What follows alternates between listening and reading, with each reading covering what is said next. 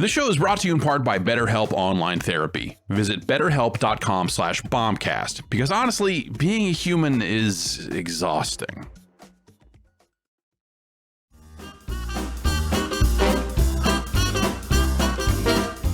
Growing up, you loved breakfast cereal. I love breakfast cereal.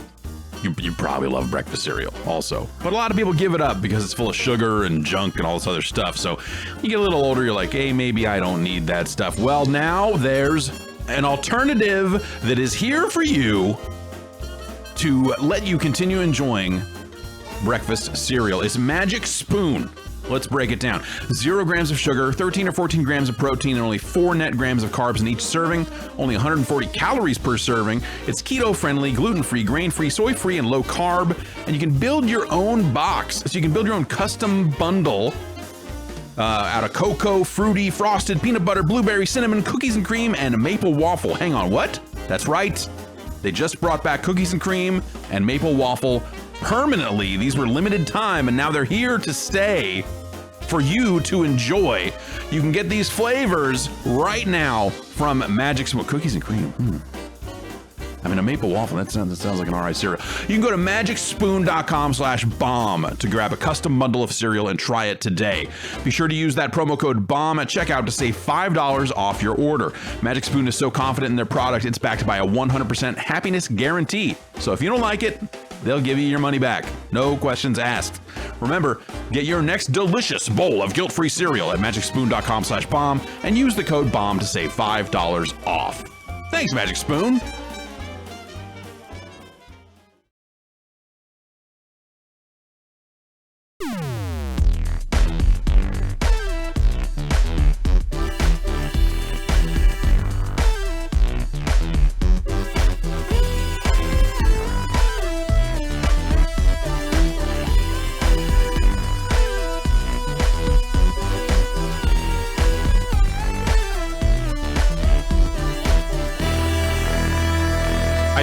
It's a little too dark in this room. This is the Giant Bombcast. I'm your host, Jeff Gerstmann. It's November 16th, 2021.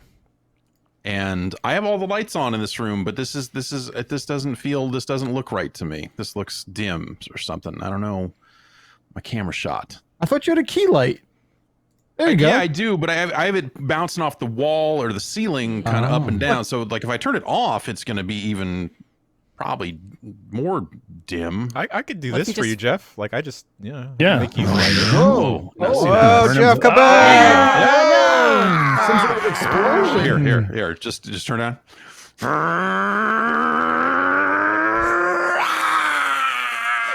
Yeah, he's gone to plaid. Yes. Oh, I wanted that Dragon clip Ball for my Raiders green in stores screen. next year. No. My green symmetrical game. Chroma clips would have been great there. Yeah. It's hot. It's hot in this room. Jeff Bacalar, your room looks ice cold. Because it is. It's like about 61 degrees. Feeling real nice. That's like, that's great. That's Got the illegal. windows open. Hey, keeps all my equipment nice and cool. It's the way to do it. How do you do it? How do you do it? Just open a window in the dead of fall. There we go. I'll do it. This is the first cooler day that we've had here in some time, and so it is 67 degrees, and so I'm sweating somewhat less. Jason A. Stryker, the dirty South. Yes. Oh, the dirt. Oh, it's filthy. Oh, it's gross. Yes. I wish they'd clean it every once in a while. When you open a window, is it just like humidity? Are you in a swamp right now? No, it's actually it's fall here. The leaves have fallen. It's nice and cool outside. I have to wear a hoodie. It's that hot Atlanta stuff. It's true for maybe a month out of the year, maybe 2. Okay. Other than that, sometimes it snows. Oh, what? I heard about that. I heard that state went bananas the last time it snowed half an inch. Wet fucking A. Because there's no like they have like a winter freaknik. Like what do we? Yeah, they have no way of getting rid of the snow once it hits the ground. They got no salt. Yeah, they got no salt. So what happens is they don't have plows. They got nothing. It turns to ice, and then the entire fucking state is a skating rink. When I lived here before, there was like a week when I couldn't go to work because I couldn't get out of the fucking driveway. We couldn't get up over there. It was nuts. Damn. I'm sorry to laugh. I realize it shut the state down, but if there's just something in my brain that's just not connecting, where it's just like, just fucking salt, like just fucking figure it out. Nope. No, Nope. you gotta you gotta store that stuff like all year in those big. I get it. In those weird like pyramid things. I get prefab it. looking. Yeah. They put salt in Pyramid. packets. Can we just send them to you, Jason? Yeah. Yes. Care of. Yes. Yeah. Just Yes. You that's like, fine. Send me all your salt. All right, there's Packing gotta Man be is on the salt in case. Georgia though.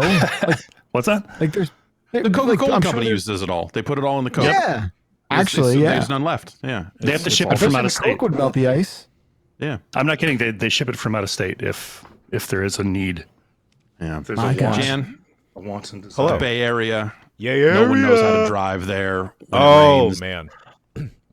We're thinking about taking like a vacation either up north or down south, and then I did think about Come on it, over. like Southern California. Like that's too long of a journey, Jason. I'm sorry. It's fine.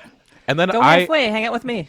my dumb butt didn't think that it would get cold in like the Joshua Tree, Palm Springs area, but in reality, it's probably going to get really fucking cold, and I didn't want that.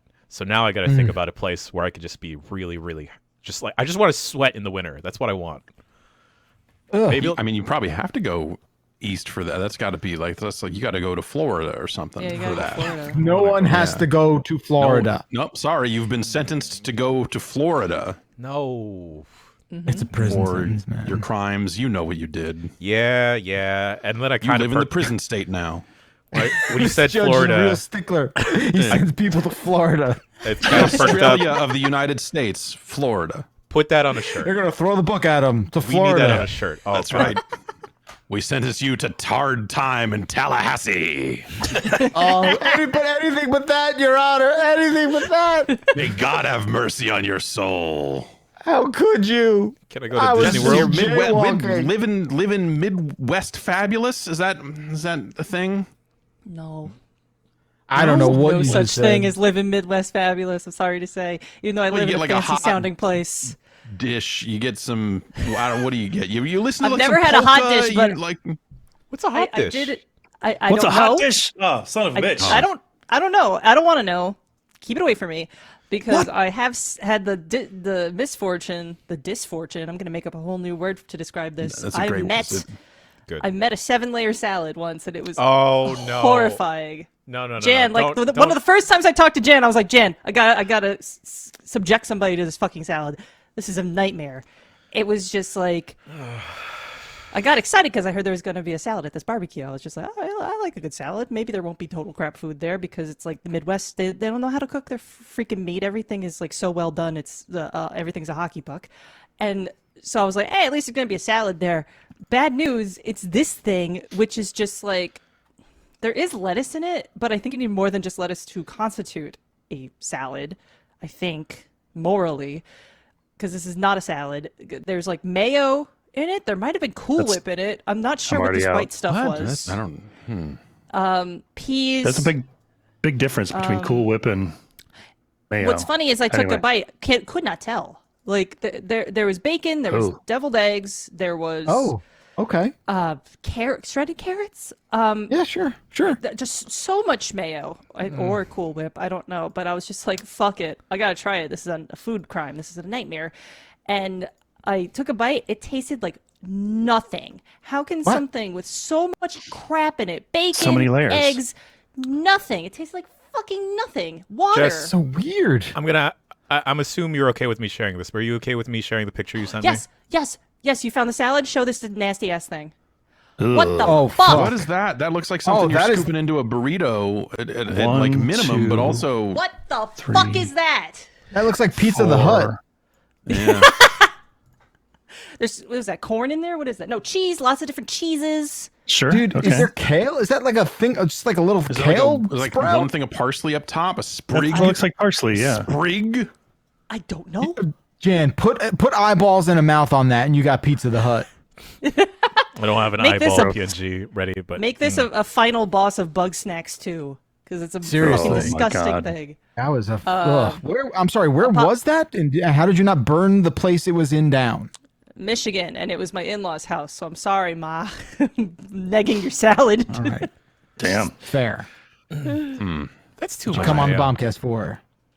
You know? Yeah, that's if we're not talking food crimes, then we're talking food rhymes. All right, drop a hot 16. Blah, blah, blah, blah, blah. Kale. No? All right. Kale, you don't eat it. You might. No, can't do it. Won't do it.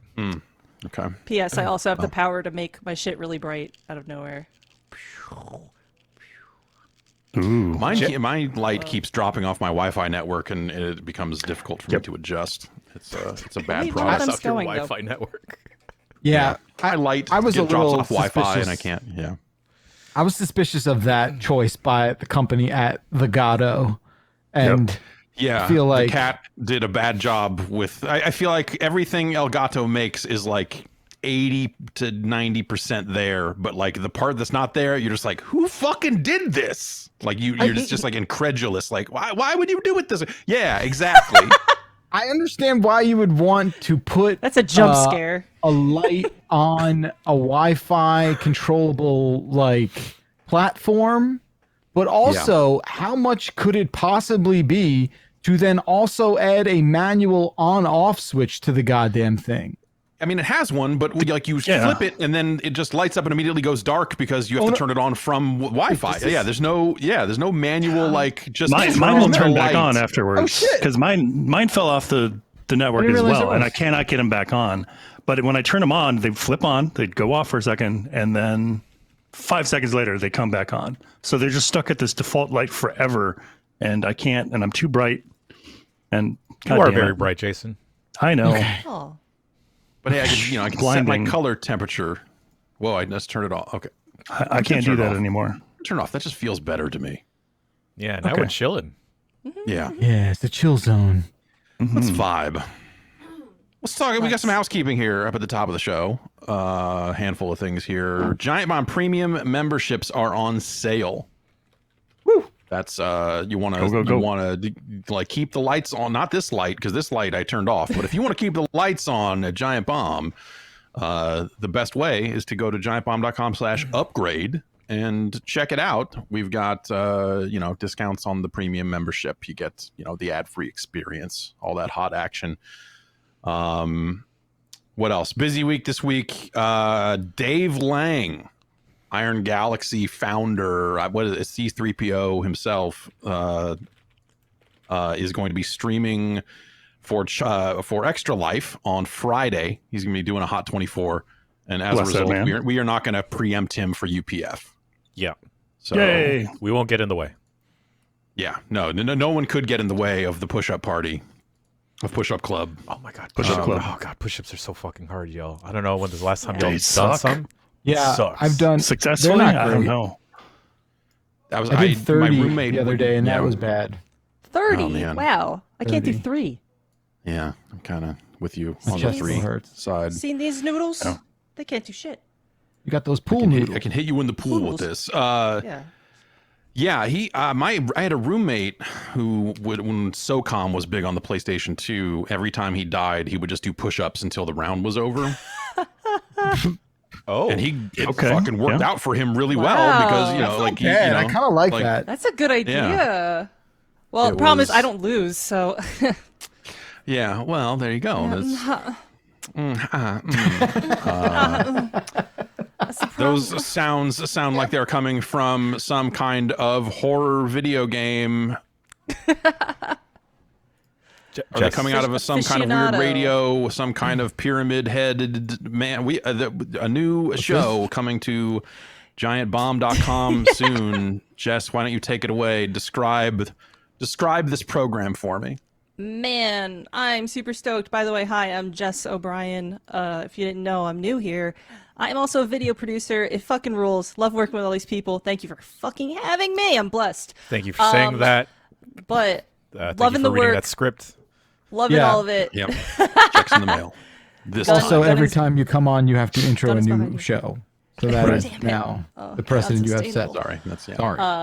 But yeah, you might know me better as Voidburger if you have seen any of my other. Wait, what? Kid has. That's One and you? the same?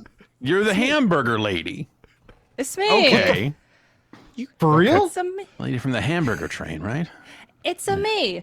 But yeah, so I'm kind of known for giving a huge shit about Silent Hill games. Too much of a shit about Silent Hill games. Where many simply do not, including Giant Bomb. There's been a big void that I wish to fill as the burger in the horror genre in general, but especially Silent Hill. Oh my god, there's like freaking 8 or 9 of these damn things. Yeah, they just kept making them. They just kept People making were them. like, I don't know why. Okay, I don't know all why right. they keep doing it. Did Void Burger buy the last one? We'll make another one. Yeah, exactly. I have to. It's Silent Hill fans are in a really cyclical relationship with the franchise, which I'm sure I'll talk about eventually during the new show, which is incredible. You're going to love it. It's basically, did you like Metal Gear Scanlan? Well, how about basically the same thing, but with me, the Silent Hill expert, guiding the Silent Hill super newbie, Jan Ochoa, that way. Jan Ochoa, who doesn't know a goddamn thing about Silent Hill, to my extreme joy, knows nothing about it at all. I'll save that for the first ep. Save it for the first episode. You're going to adore how little this man knows about Silent Hill, just like I did. But yeah, we're gonna run for the hills. Damn, that's awesome. Woo! All right. Hell yeah. Playing Silent Very Hill stoked. 1. Correct? Silent Hill 1. Yes. Silent First Hill one. 1. The first Yeah. one. Indeed. We would love to make this a long-term situation, a la Metal Gear Scanlan. They did I don't know goddamn if I all have of it them, in I me, think. Jess. I It get to depends. scoop my poor heart. Oh, alive. that's a It lot. depends. That's a lot. It's a lot of Lot of ups Silent and downs Hill. there. A lot of ups And and it's downs there. super depends on Jan's I need to find a tolerance. PS4 if we get to PT. Well, Jeez. just promise me the role of Dan will be played by no one. Number And I'm one. in. And number two, keep this going long term. If you sign up for Giant Bomb Premium, thank you very much. Do that. Yes. Speaking, it will be premium live stream show. Normally, we'll run Friday mornings for Pacific West Coast folks. But tomorrow we will be doing the first ep of Run for the Hills. Is that going to be Ooh, live is that or how you're recorded? saying It's it? gonna be live, baby. Oh my God. Okay. All Tune right. in on the stream. Yeah. Get you and that last cheap from our- premium and hop in. Yeah. Lastly, from our hot block of pre-news news, so folks have noticed that quick looks on YouTube have changed. We're doing cut down versions of We're trying quick that thing. looks for YouTube. Trying that out. Long story short, I think for the last handful of years here, the thinking on my part is like, if we're not using these external platforms the way they're meant to be used, it's a big waste of time.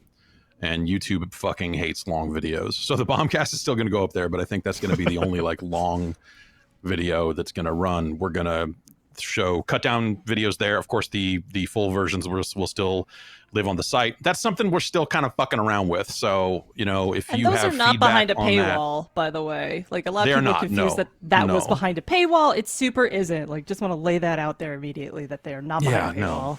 Definitely not. The stuff that that's coverage of new releases. We don't want to paywall that kind of stuff. So yeah, that's kind of there, meant to serve as kind of like, here's an introductory thing if you don't already know who the fuck we are. And so that's why they're kind of shorter, cut down versions, because but people don't watch those hour-long videos, and then YouTube takes that as a signal, is just like, hey, someone only watched 20% of this hour and a half long video. 20% sounds low. And then whatever it happens. So I don't know. We're going to fuck around with that. We would love to hear your feedback. If you there are people who used that to watch videos on their TV. There are a handful of different apps out there for Giant Bomb on most platforms, Xbox, Apple TV, Roku. Roku. Roku is a good question. The Roku app might be jacked these days. Roku is an interesting company. They build them into TVs now. They build them into TVs now. It's no problem. Wow. You can just download the YouTube app on Roku. Oh, wait. No, they took the YouTube app off of Roku, I think. Oh, well. They No, build they- it into I still a have TV, one. I don't know. You still have one? Yeah. But you They're But talking you want about to it. replace your Roku every 2 years, usually, because they get real slow and stop working. I never. So I even this LG has its own OS and apps and all that other stuff. And there's like a Plex app and other stuff that like in theory that I would use, but no, the response time.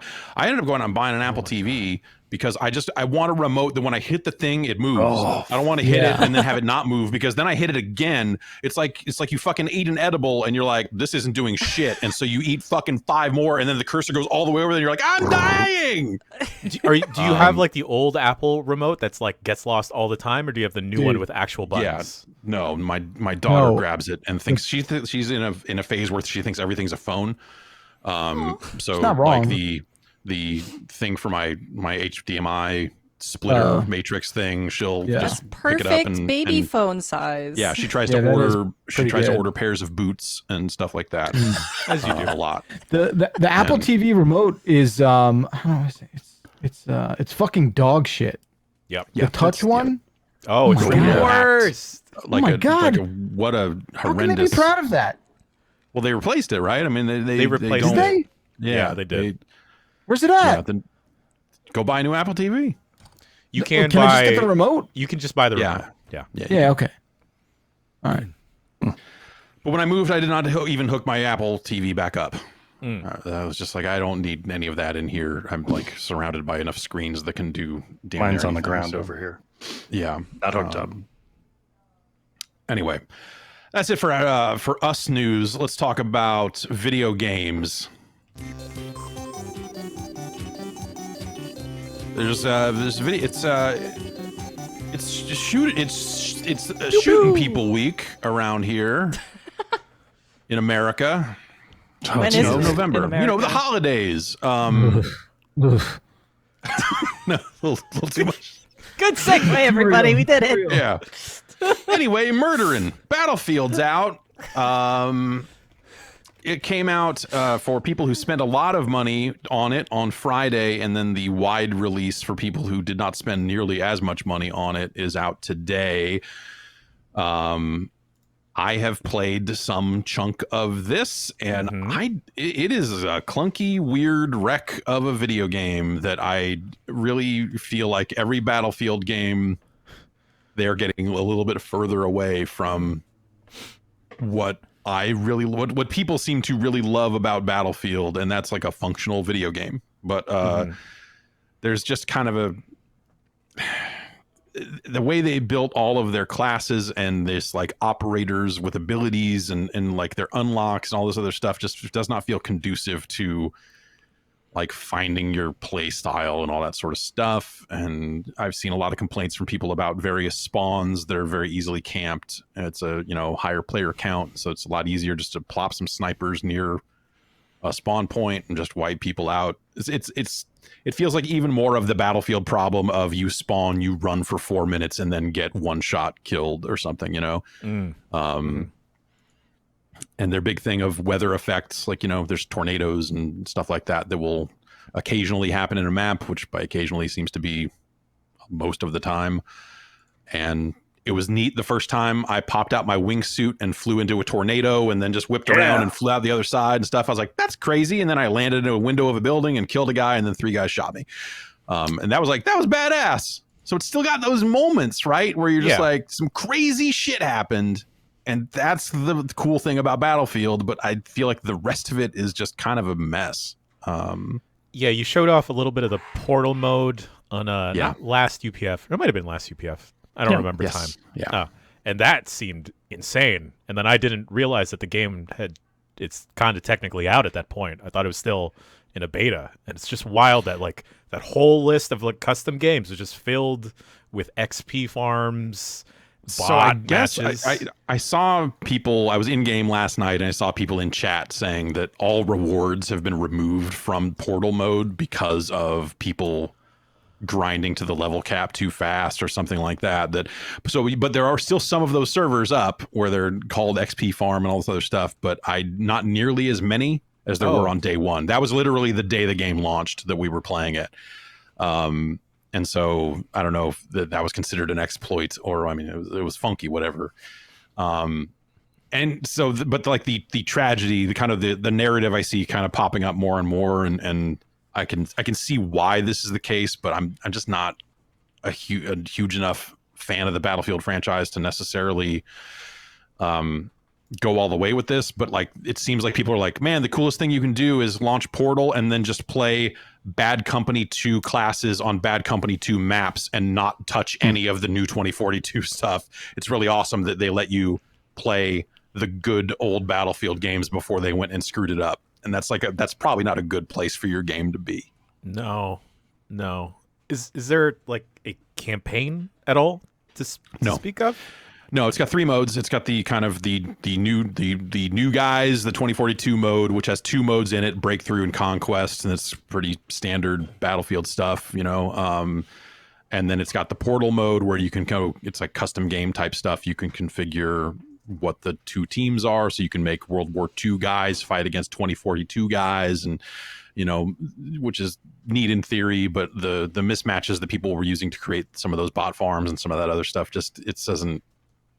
I don't know. I've yet to jump into one of those that like meshed those things together in a way that I was like, oh, this is really neat. It's like more that it's awesome on paper, and then you get into it, you're like, people just seem to want to just play Bad Company 2. And then there's was it Hazard Zone, I believe. The Hazard something is the name of the 3rd mode. That's like a squad-based. I have not tried that yet. It seems very focused on communication, which is hilarious because the game doesn't have voice chat. Okay. They launched it without voice chat, which is a choice. And you know, it seems like a very communication heavy sort of mode. So if you're not playing with friends there, it could be kind of filthy. And yeah, I don't know. Like it looked very cool. As Battlefield games do, it looked very awesome pre-release because they base it around, here's the crazy shit that can happen. I jumped out of this plane and I shot a rocket at a helicopter and it blew up and that was rad. Yeah. And when you pull off stuff like that, which, you know, I'm not an amazing Battlefield player, but I did a couple of things that I was like, that was cool. That was cool as shit how I killed those 3 guys and jumped out of this and did this, you know. But I don't know. That's not enough to like carry the game for me. I think if I had a crew of friends that was way invested in Battlefield, you know, I'd probably be playing more of it. That was the last time I played a lot of Battlefield. It was like Battlefield 4, and that was the case. It was just like, here's some good friends, and we were just like, we were going to drive around in this tank and get up to shenanigans, and that was a lot of fun. But playing it not that way seems pretty unfun, I guess I would say. Dire is maybe a little harsh, but that was the first word that came to mind. Yeah, this trailer's almost worked on me. I thought this would be the time I finally dip my feet into Battlefield, but just after seeing people that actually like Battlefield's reception to everything, and then, I mean, the Portal stuff I could care less about because, you know, I don't really care about grinding for XP or whatever. It's more so just playing like a shooting game with friends. I don't know. I just feel like I'd get really tired of those moments and I just want to play. And the couple times we've shown off Battlefield on the site, like the time to kill just seems incredibly long. And like you're running around for X amount of time, you get 2 shots off, and then you get bopped. Yeah, yes. You short time to kill, I think. Yes. Short time. Yeah. Okay. You get wiped out fast, for sure. And yeah, and in some sick way, this almost feels like it's the last time we'll talk about Battlefield 2042 because they also just went and put Halo out yesterday. Yeah. Imagine being EA. Oh man, that's unfortunate. Imagine. Oh my God. You've got Battlefield in the middle of like a very tricky launch window where the early access, the people that paid $100 for the game are maybe not getting the experience that you had hoped that they would. You know, you have work cut out for you in terms of getting the game on the right track. And then, by the way, shadow drop of Halo Infinite free-to-play multiplayer on PC and Xbox. You're like, well, PlayStation numbers aren't going to be affected too much by this, we hope. But like, God damn. Not that they're the same game or anything, but Halo came out. I'm fucking blown away by how much fun I'm having with this. Yeah, same. And I'm not a Halo guy at all. Like we played a bunch on stream yesterday, and then I played it even some more last night. But like I traditionally am not very good. That's fine. I'm still having fun with it. I don't get exactly what it is. Maybe it's the grappling hook. Maybe it's just the modes. I don't know. But I'm having a great fucking time with it. It's super cool.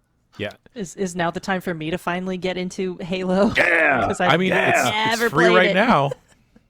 There's never been a better time to get into Halo, I think. Like I've never been like a massive Halo fan. Like all this Xbox anniversary stuff is kind of weird because it's a lot of people waxing poetic about Halo 1, and all I remember about Halo 1 is playing it and going like, this is all right. I don't know. Like it's not nearly as good as any of the shooters I'm playing on PC right now, but okay, sure, I guess. It definitely hit with a lot of people though. Like yeah, there were a lot of people that were into LAN parties. Like this took the spot of like GoldenEye, I think, in that time. Yeah. Another game that I think, if I lived in a dorm, that maybe that would have hit different. But I think both GoldenEye and Halo, I'm just like, what are you people doing? Like, you could be playing Quake fucking 3.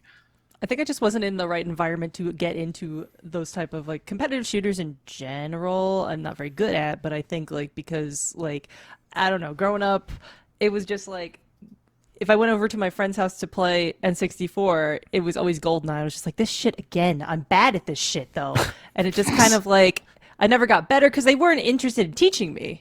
They just wanted to win. So it was not. Yeah. It was one of those situations where it's just like, fine, I'm just never gonna be good at these things. So when you were the Halo XP came around, yeah, I was. Yeah, become the XP farm. I just wanted to play Ocarina of Time. What the hell? But it was just one of those like one of those childhood things where it's just like, I'm clearly the fodder here. I'm here to lose this over and over again and not be fostered to enjoy the experience. So I think as a result, I never really got into like other similar competitive games in general, but especially shooters. So I'm curious now. You say it's fun, huh? Yo, I haven't played Halo multiplayer since Halo 3, and I got really way too into that. But like playing this felt like riding a bike, and like just the muscle memory like instantly clicked and everything. And Jeff, you talked about like the zany moments in a battlefield, right? Once you like get the hang of that grappling hook pickup that you can get, and once you realize you can use that grappling hook to hijack other vehicles, that's great. The insane moments just like double. Because then, like, especially in like the big battle modes, like you'll see someone on a Banshee and be like, all right, I know what to do here. And you get that grappling hook off, and then you throw the other dude out of the thing, and then someone instantly shoots you down. It's like, oh, that was amazing. I'm not even mad. Yeah. It's like they put Just Cause stunt position into Halo or something with that grappling hook stuff. It's the vehicle hijack stuff is really fun. I wish it wasn't limited use. I mean, you could probably play maybe a custom game mode where it's just like all grappling hooks, unlimited, just go for it. And then, when you get a grappling, I wasn't even mad again when like I grappled onto someone that had a sword, and I was like, no, I'm going to knock him out. I'm going to knock him out. And then like I fumbled with my hands, and he just looks at me, turns around, and swipes me down. I'm like, I'm going to get that guy next time, though. Next time, I'm going to get it right. Yeah, there's just enough possibility. Like the possibility space of like shit you can do is just wide enough to where you feel like there's a lot of things that are possible. And I like getting a gravity hammer and just sneak it up behind. I've been playing mostly not the big team battle stuff with the vehicles and all that. I've been playing the smaller map 4v4 stuff. And so you end up in like a lot of oddball matches and some of the other game types that are in there. And you just have that moment of just like, I'm just going to creep around this corner and then gravity hammer everyone standing here, protecting the person with the ball. And stuff like that's super fun. I think the shooting feels very tight, and I'm playing on a controller on PC. I mean, I've heard the mouse and keyboard stuff is totally fine, but it's just not. My brain can't click really with that. Yeah, no, same here. And there's a ton of options. It's like a very adjustable. I mean, more and more games are like this these days, right? But there's just a ton of controller config stuff and things in there to what I think helps address some of the like sometimes Halo, I think my main criticism with Halo in general over the years has been sometimes it just feels like you're stuck in mud a little bit. You know, the movement's a little sluggish, the jump's a little too floaty, but like you just make the controller feel a little bit more responsive, and that's gone a long way to making me enjoy the game a lot more, I think. It's got a pretty good tutorial mode in there too to help learn the weapons and all that sort of stuff. But like, yeah, it's a good ass time. I think the maps are pretty good. It's out at the exact right time. I think for me, like having all these other shooters come out and just like not do it, not get it done. You know, Call of Duty last week and now Battlefield and all this sort of stuff. It was just like Halo was kind of the last hope, and it was like, oh, okay, no, they nailed it. And I think it's free to play, and so this is going to be the dangerous part of it. But like, I feel like there's going to be a big fashion element to Halo. Oh, well, I think fashion when I think Halo. Yeah, like not to the full like anime extent of like a Phantasy Star Online 2, but close. So I don't really care about Master Chief and the way that dude looks, like his armor, all that other stuff. Like Jonathan yeah, Halo. I know. It's just, but all the different pieces, and I felt this way about like Halo 3 and stuff when they started introducing like more of the customizable armor for multiplayer. Like some of the people you can slap together out of those parts look badass. Yeah. And now they're selling that stuff, and that's dirt. I mean, like, I get it, right? It's free to play, so they're selling cosmetics. But I put $50 into that thing and bought the battle pass and like this cool white outfit with this cool visor and this big piece over it, and sick. There's just some fucking sick looking people you can build out of those parts. And hot colorways. They're selling a bunch of stuff already, obviously, but like there's much like Call of Duty, they have specific armor colors and stuff like that to represent the esports teams that play Halo professionally or whatever. Colorway. Yeah, and that's like a red and black camo number that actually is kind of neat. That's not the one. That's not the one I would buy. There's another one. I forget what it was, like the space shooter. I don't forget what this space grinders or something. Yeah, just some sick looking armor in there. Yep. For like $10, and I was looking at it and going like, I already spent $50 on this battle pass, a bunch of boosts for the battle pass, and then this little white number. But like I'm like $10 more for. Oh my god, yeah, it's dirty. It's dirty, and the battle pass, we should talk about it a little bit. I think the way they have built progression into that system is bad. Yeah, I think it is the negative thing about that game is like, so you don't just get XP for playing it like you do in Call of Duty or Battlefield. There are challenges that you have to complete, and those can be as simple as play a match, but they could be as specific as kill an enemy with the bulldog shotgun thing, or get 2 kills with this, or blow up a warthog, I think is one of the ones I have right now. And the only time you gain XP, which again, XP is only for that battle pass. So it's only unlocks for cosmetics and some of that other stuff. It's not like you're getting access to different guns or whatever. That's just not even how Halo is built. So it's kind of whatever because it's cosmetic, but you can go through a whole match and get nothing out of it on the other end if you don't complete any of those challenges. And the downside to that is I've not seen this firsthand, but I've definitely seen a number of people complaining about it, is that people will jump into a match, complete a challenge, and quit.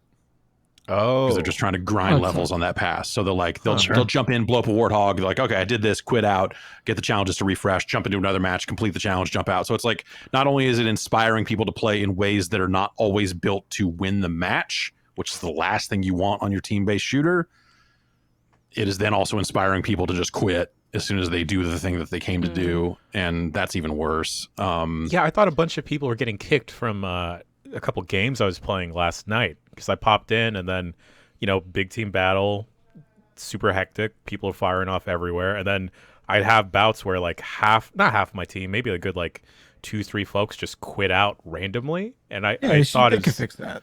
Like I thought it was just like connection errors and stuff, but that explains it. Could be that. So it's a game design error. They're accidentally incentivizing people to do this to other people who are just trying to play it regularly.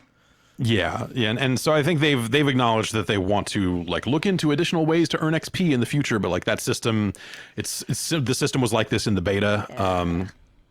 You just look at it and go like you cannot leave it like this, and you probably need to fix it sooner rather than later because it's just really it's kind of demoralizing in a way, especially if people are quitting.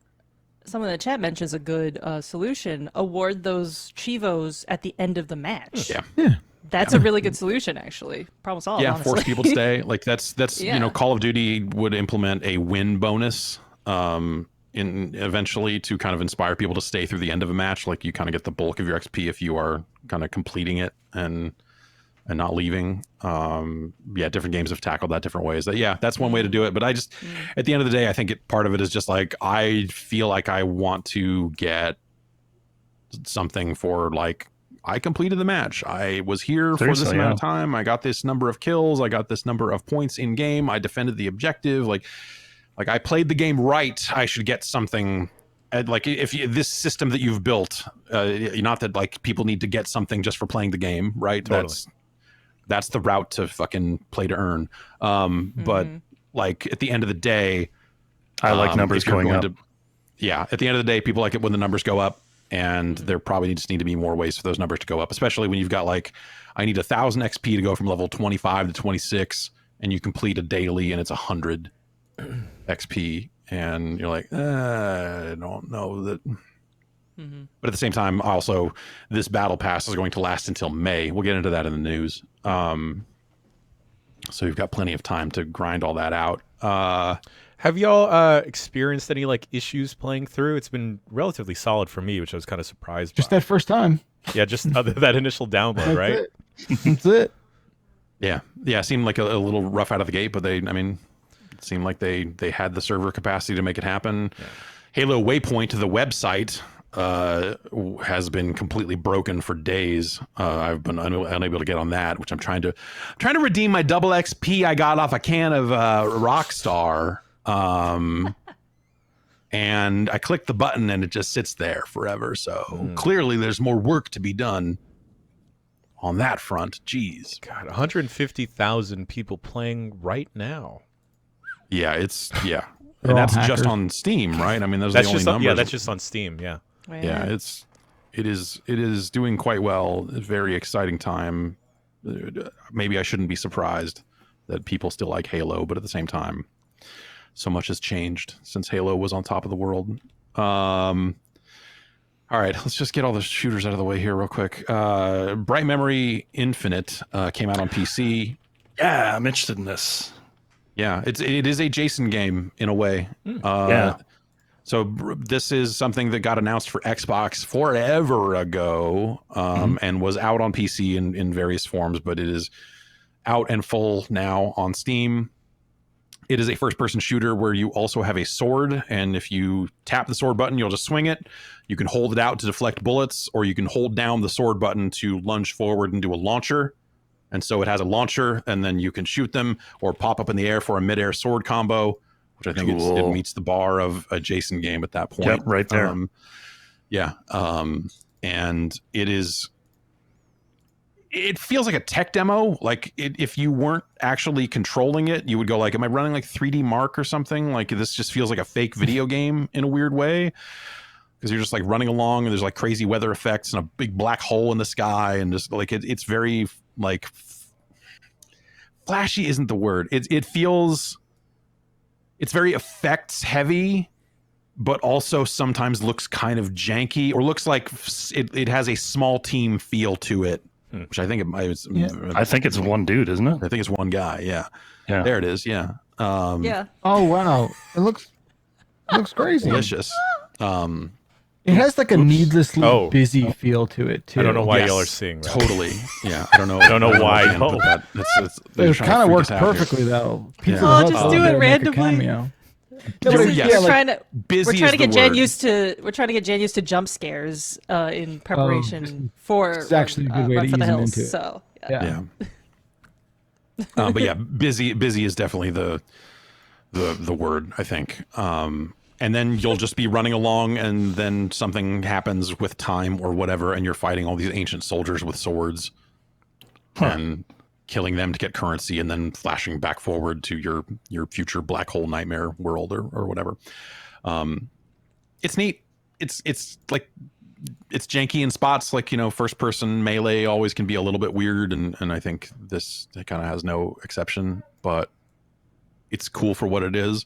And it I don't know, sometimes it reminds me of like Fear, when Fear was on consoles or something, where it was like, this was clearly meant for more, like, you're kind of doing a lot with the controller, and it's just got that mobility, like wall run, wall jump, all this crazy other stuff that is just, it's more than the average shooter in terms of just those sorts of options. It's neat.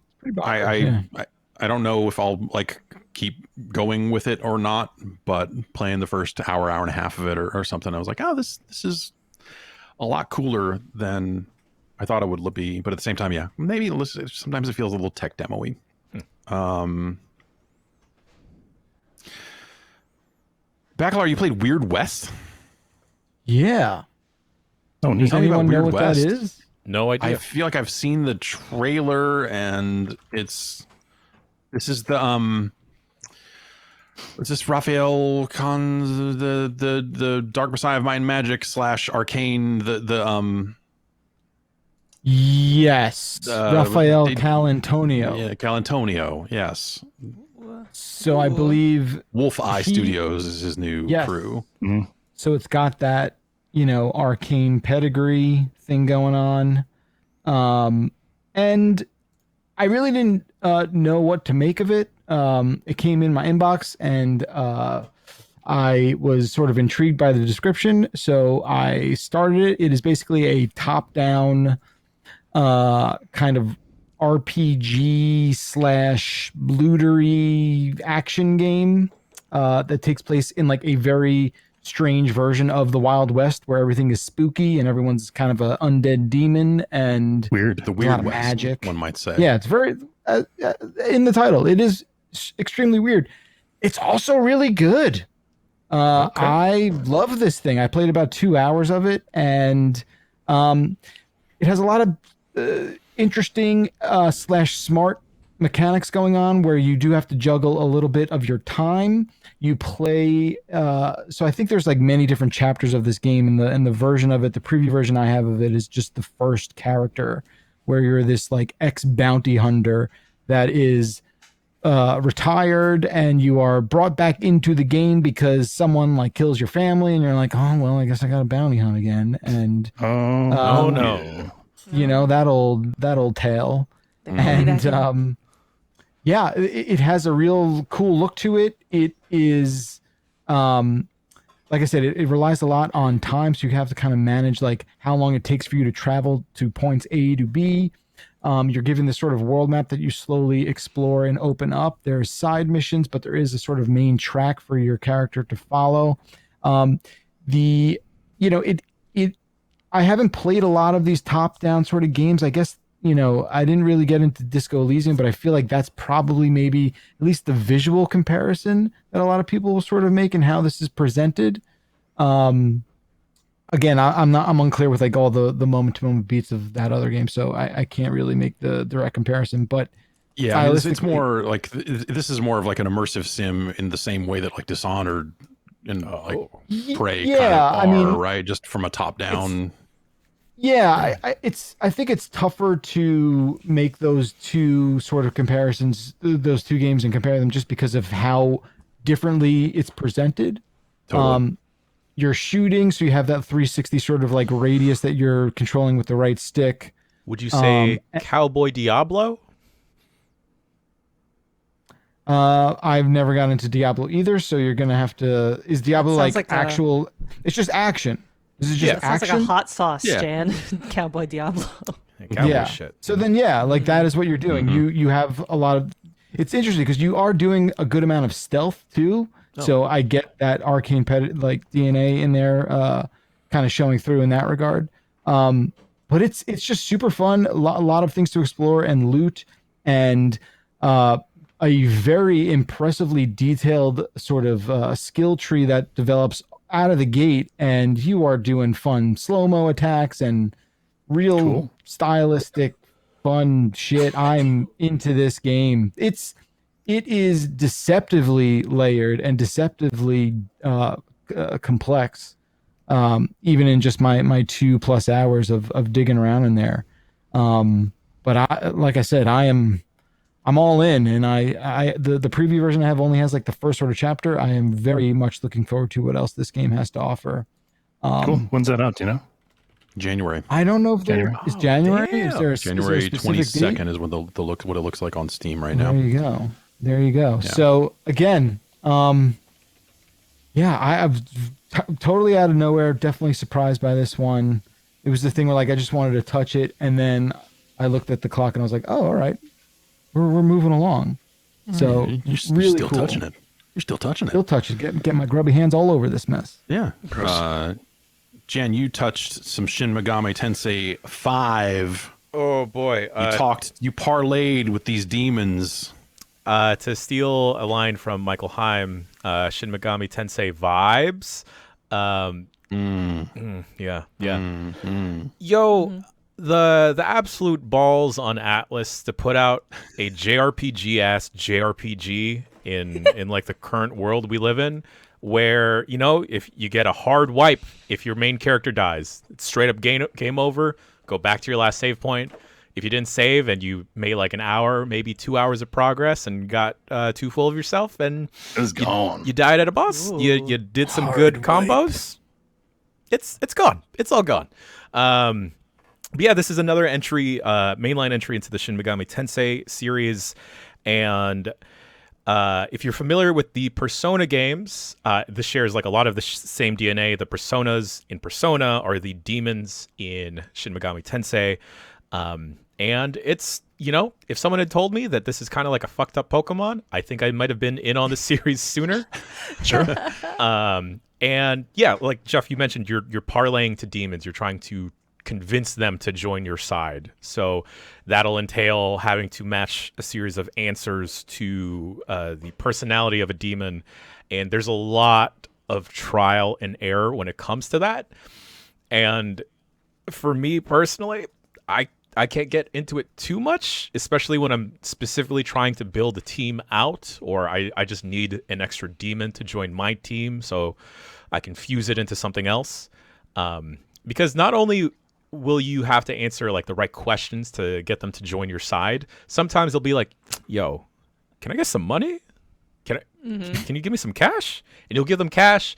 And then like if you mess up another answer, they'll be like, I don't vibe with you anymore. You know what? I'm just gonna go over here. I'm gonna hit you. But just like other Atlas games, you are a Japanese high schooler, but you get transported into a different world, the world of Dot. And at the time of the quick look, I was about 5 or 6 hours in, and I was still in the first environment. And then Michael had told me like, bro, you're not even at the opening of the game, man. It's about to open up. So, like, again, the balls to just have players, like, dive that much time into it and not reveal that much to you just yet. Because where I was at, it was still fairly, very, very light on the story. The story only really starts to open up and some characters reveal happen at, like, 10 or 11 hours in, And that's a lot to ask of some people, but if you're familiar with the Shin Megami Tensei series, then like you know what is par for the course. But it's just wild to think that some people will be very familiar with Persona 4 or Persona 5, really fall in love with that series, only to get punched in the face repeatedly with SMT. Because as far as I know, where I'm at, and now I'm about 20 hours in, there doesn't seem to be like a social link system. Like you're not trying to send chocolates or hang out with your boys at the grocery store like you would in a Persona. You're just real life. It's just real life, just hanging out with demons. Exactly. At the grocery That's all I do. And like the first world, I kind of got really, really tired of it because it's like a desolate desert area. The environments do change. Michael made a great point that if you've seen video reviews or previews of SMT, they were very limited in what they could show. That the world is more than just the desert area you're in. I'm now in like a zombie-looking high school area. But for what it's worth and everything and how hard it is and how old school it feels, I'm really liking it.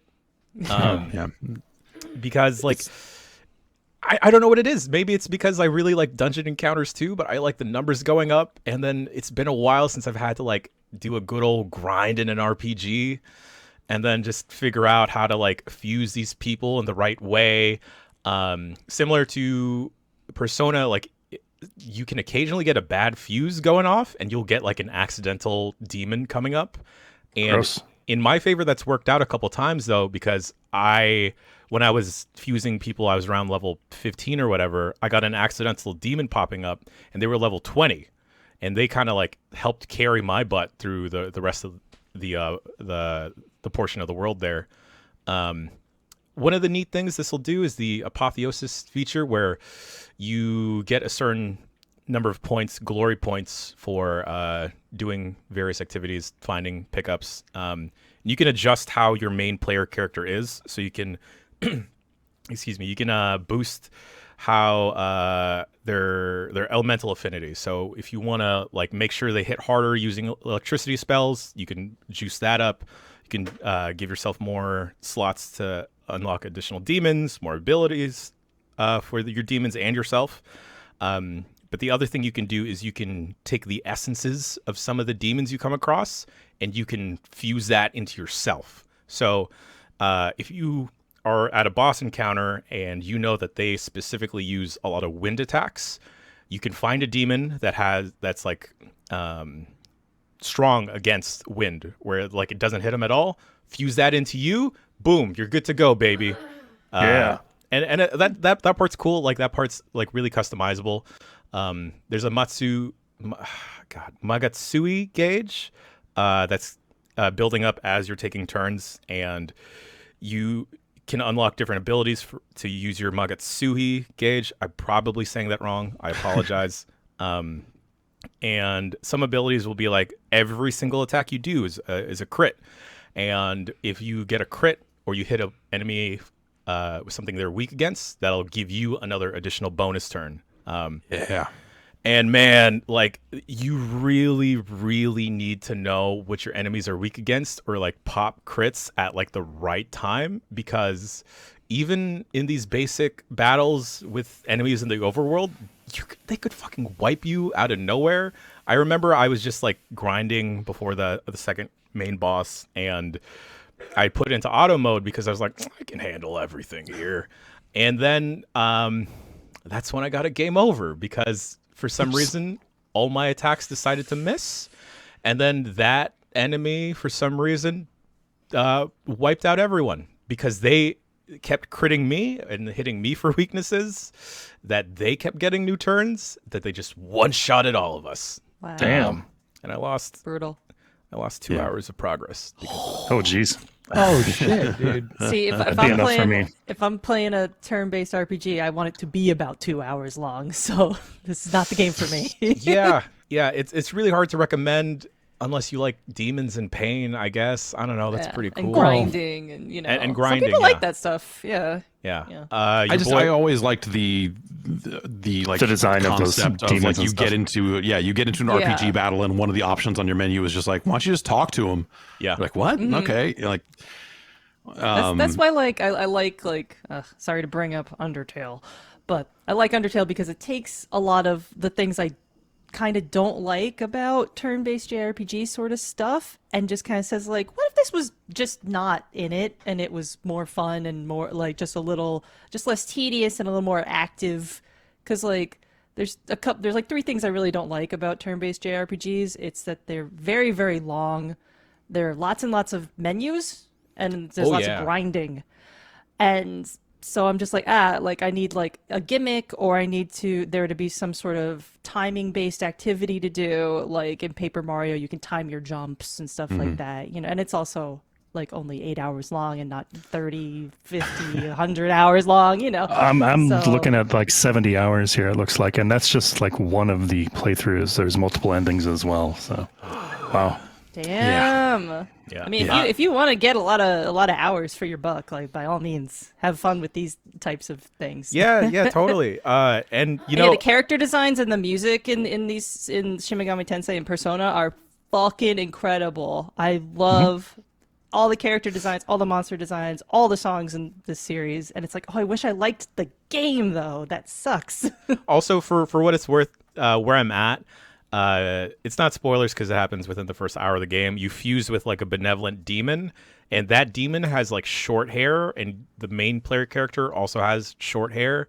They just have bangs. But for some reason, when you fuse, you get this long, luscious mane of like blue, sick demon hair, and then your hand becomes a sword sometimes, and that's shit's sick.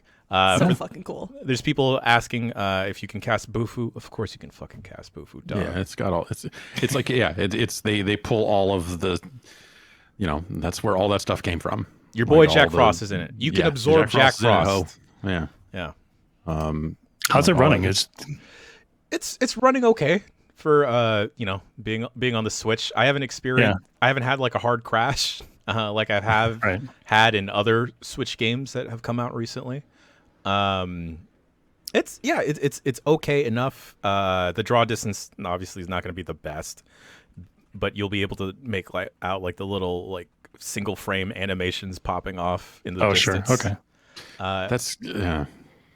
That ends up being one of the weird things about Battlefield. Not to bring that up again, but like there's a distance at which the physics stop operating in a realistic looking manner, and so if a helicopter is falling out of the sky from far enough away, you just see it start doing stuff that is not natural in any way as it falls, and just like that sort of thing. So almost the same type deal.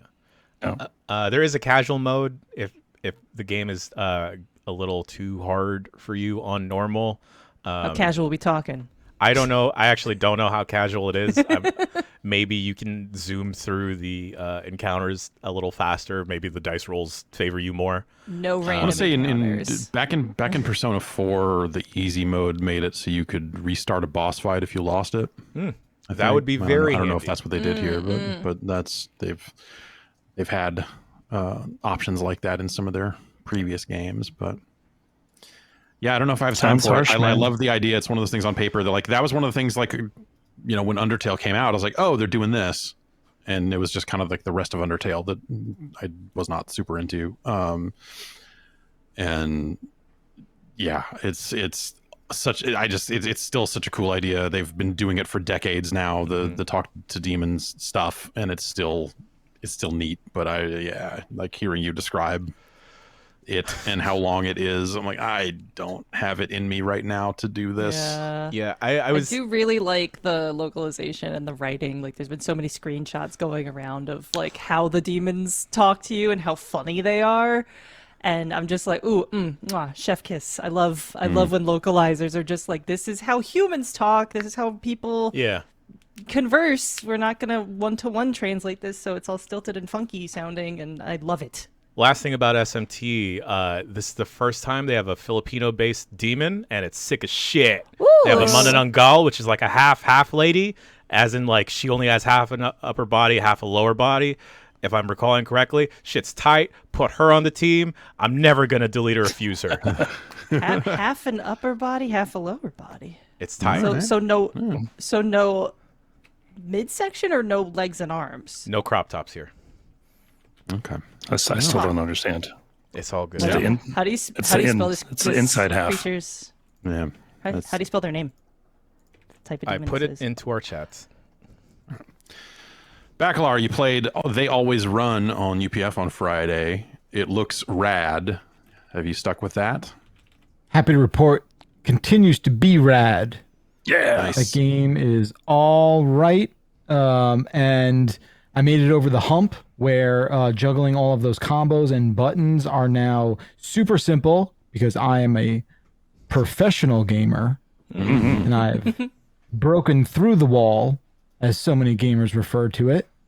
And yeah, I'm loving it. I'm loving the style. I'm loving the the little details of that laid back ass character that you play. It is super fun.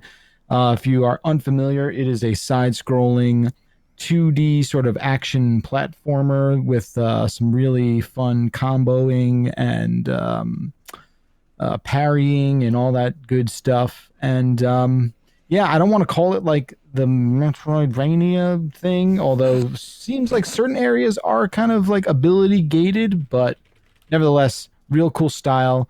Kind of a story that isn't bothering me. Mm-hmm. It's just sort of there, and it's very inoffensive. So, I'm not dying to see what happens next, but I'm also not spamming the skip button either.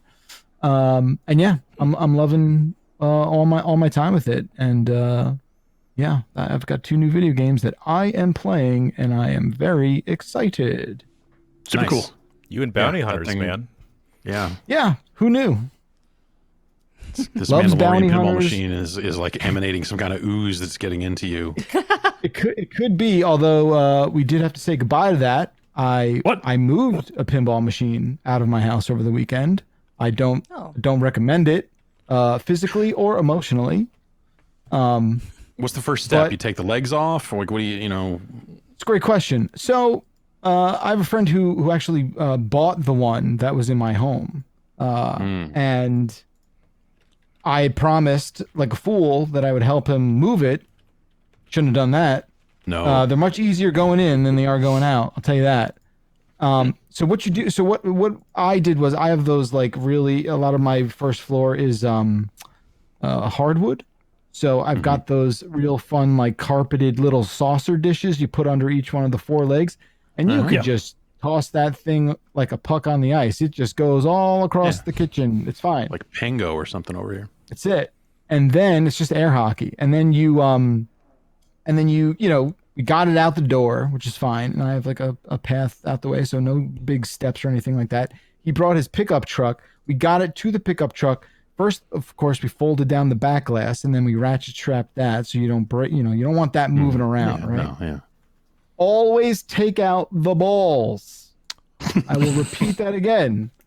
Always take out the balls. Well, Okay, if you insist. don't want them. You don't want them rattling around in there in transit. Balls? They're like they're ball bearings. They're Balls? damaged. They're heavy. Balls. They're dangerous. Balls? Grab the balls, cup the balls, whatever you need to do. Put them in a Balls. receptacle. You will have them later. BAWL, So- not BOLL. No. Balls. You got it. So we had the butt of it up against the bed of the pickup. Jeez. I have this little footstool that I put on there. You take the back 2 legs off and wedge it up on that footstool. Then we got it into the bed up until the front 2 legs were peeking out the back of the truck. Did you give this thing a drink first or what? Yeah, it was the experience. And then you just make sure you ratchet it down, and it was fine. We only had to drive like a couple miles. Okay, But, that doesn't sound too bad. It's not too bad. Once you've done it a couple times, you could get the whole thing. You're done in 45 minutes, an hour. Not a big problem. Nice. But yeah. All right. Efficient. There you go. Well, Balls. Jess says here you're continuing to play Inscryption. People seem to like this Inscryption. How is it treating you? People keep not talking about the specifics of Inscryption. I know, right? It's one of those things where you can't spill too many beans about it. I mean, I knew getting in, and I did the quick look. My baby's first quick look was Inscryption, and during that it was very much like. During that, I was still, I hadn't played hardly any of it, but I was still being cagey about it because I just know that Daniel Mullins games, he makes games that are fucky. They got a little something secret going on. It's going to change genres at least twice, or have a huge aesthetic shift, or have some sort of meta narrative plot going on. And I haven't quite reached the full meta narrative thrust. I think that's what's going to happen. I'm still like kind of in part 2 of what's going on with stuff, but I'm still really enjoying it. I'm very bad at the strategy of it, especially when I'm tired. So I keep not streaming it because I'm just like, I'm sleepy. I can't do a strategy right now.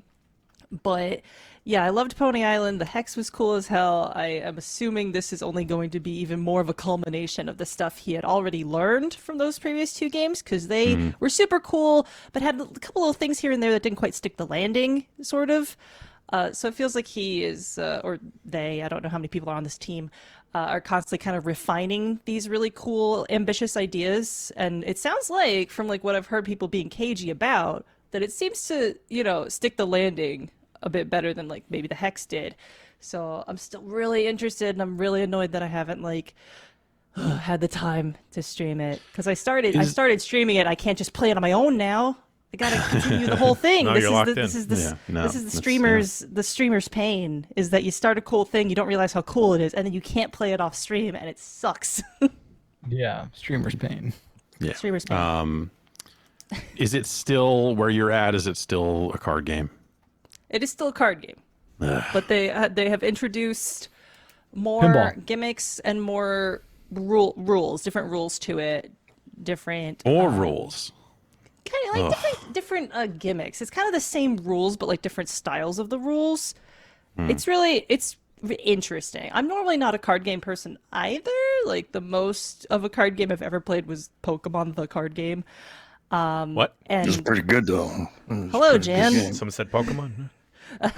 Also, I'm not great at that. I've won 6.5 times out of I'm looking at my whiteboard, because I put how many times me and my partner have won at each other in the card game. Chip won 4 times. I've won 6.5 times. There was a weird situation that happened that one time. At the time, I was a huge sore loser, so we haven't played again since then. But I think I'll be better now. But yeah, Inscryption, it's neat. It's really neat. I don't know exactly what's going on yet. Different things are happening. I'm excited to see how this all actually comes together, because something else fucky gonna happen.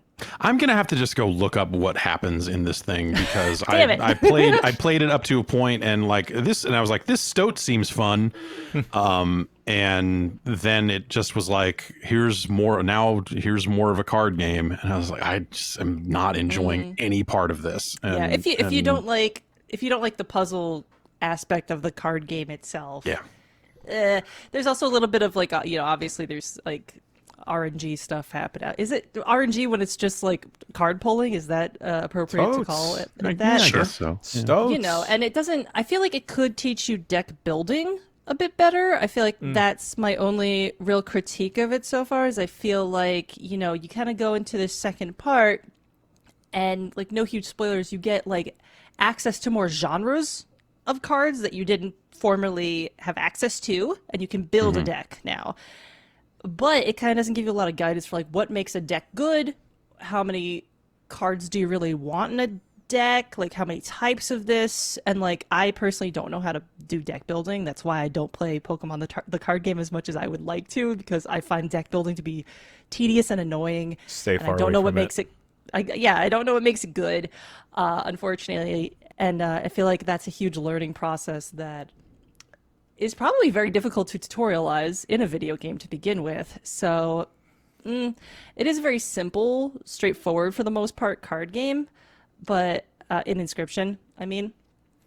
Pokemon, however, incredibly difficult. But it's just yeah, I just wish there was a little something more, like little some more character guidance, to say, like some character that can like you can talk to that looks at your deck and says like, why do you have this card in here? This is crap. You don't have the thing that leads to it. You're never going to be able to summon this thing. Because I started mixing and matching cards from different decks, and that seems like you don't want to do that, because then you have different ways of summoning them, and that's actually like spreading you very thin. And I didn't realize, because I was just like, oh, new cards, love this. And that seems like it's not the tactical way to go. Yeah. Whereas in other video games, if you just unlock something, it's like, oh, use it. You use Right. it because you unlocked it, right? Yeah. Not necessarily the case with a deck building game. So I think I definitely learned my lesson there, and I think the next time I play it, I'm going to be like, okay, one genre of card, not going to mix and match. that was silly of me. So Yeah, I mean, that's not too deep in it though. That's the magic thing, right? You want your blue deck. You want your, maybe you have 2 colors in your Magic deck, but maybe you don't go too crazy. Well, I guess right it's like in Pokemon where it's like if you're gonna have 2 different types in your deck, like you're foolish. kind of like it's a little foolish, right? You don't want like Psychic and Rock. brash. What are you doing? You're out there stunting. Just because you have the shiny versions of the cards doesn't mean you got to use them. Just wear them around your neck. You fool. Yeah. You're not gonna be able to use that Rayquaza. Fuck off. And yeah, it says here you're playing Ocarina of Time on the Switch. Is that N64 emulation stuff? Yes, the new N64 emulator. do you Perfect think? excuse for me to do my fort yearly, every 5 yearly replay of Oot. It's fine so far. I mean, I heard people bitching about like some textures or I haven't like run into any textures that I've been like, whoa, what the fuck is this? But that being said, I haven't gone to the water temple yet. It's next, I think. No, it's after the fire temple. I just beat Forest Temple. So far so good. I haven't really noticed anything particularly weird. There's no like glitches I've come across personally. I mean, I don't know every nook I think and people are cranny of this talking a lot game, about but the input latency and stuff like that, just feeling a little off. But that's something that like the closer you are to a speed runner, the more likely you'll notice that. Yeah, right? So I'm positive. yeah. But yeah, I haven't noticed any real lag to speak of. Might be because it's been so many years since I played the original Ocarina of Time, but I'm not really noticing that sort of stuff. I guess a casual player just won't. But yeah, I'm playing with the new N64 controller too, and it feels good as hell. Someone said that feels okay. Ooh, it feels so good. I'm not used to, because like all my controllers are so they're so old. Obviously, they're like the sticks are real like loosey goosey. They don't have they have a good amount of give to wobbly them. in a weird way. They're like a little wobbly. They still work. They're not like drifting or anything like that. Amazingly, in retrospect, but it is. It feels like it's so weird to play on a fresh N64 controller. It's so tight and it feels so good. It's like, ooh, nice. I was going through when I was packing up. I was going through my garage and boxing everything up, and I found 3 brand new, still in plastic N64 controllers. Ooh. Whoa! And I was like, What fuck, colors? You got a glacier? No, one's just standard gray. I think one is black. And one might be the half and half that came out with Mario Kart 64 in Japan. Ooh. Like the black top, gray bottom, or whatever it was. It's cute. I think that's what it was. But yeah, no, as I found some really grungy, wobbly ones where the stick is just like practically just dropping all the way over to the side, and you're like, this isn't even useful anymore. But And they're then I probably found the more those aesthetic ones. They're probably the Yeah, ones that have the see-through definitely. plastic. It's fucking good. We got to bring that aesthetic back, by the way. Can we like the influence? iMac look. Can we influence stuff and get the there iMac was, look back? Because I think it's so cool to see like the inner guts of something. Why don't they make like cell phones that look like this? Like, come on, let me see the Yeah. guts There of was- electronics again. There was a bunch of like DualShock 4s that had that, I think. Yeah. Yeah. There's one. I think the Xbox 20th anniversary edition controller has a minor Are they bit like of that. neon? Are they like neon colored? it's not neon, but No. the Forza Horizon 5 controller is very splashy and bright. I saw that. That was a gorgeous controller But it's $75 in a- bucks. Like in a I don't- garish way. Ooh. Yeah. Like come on. I don't know who has the extra Where's money? $15 or whatever. What's money? Yeah, I don't know. I bought a clear third-party shell for my Dreamcast back in the day, and bought like a clear purple case for it, and Yeah, you did. that was clear always purple. fun. Yeah, Iconic. My Game Yeah. Boy Color was the clear purple one. nice. Beautiful. That's it for games. Games are over. They're done. So instead, we're going to talk about news about games, but first, we're going to take a little break. So stay tuned. We'll be back soon.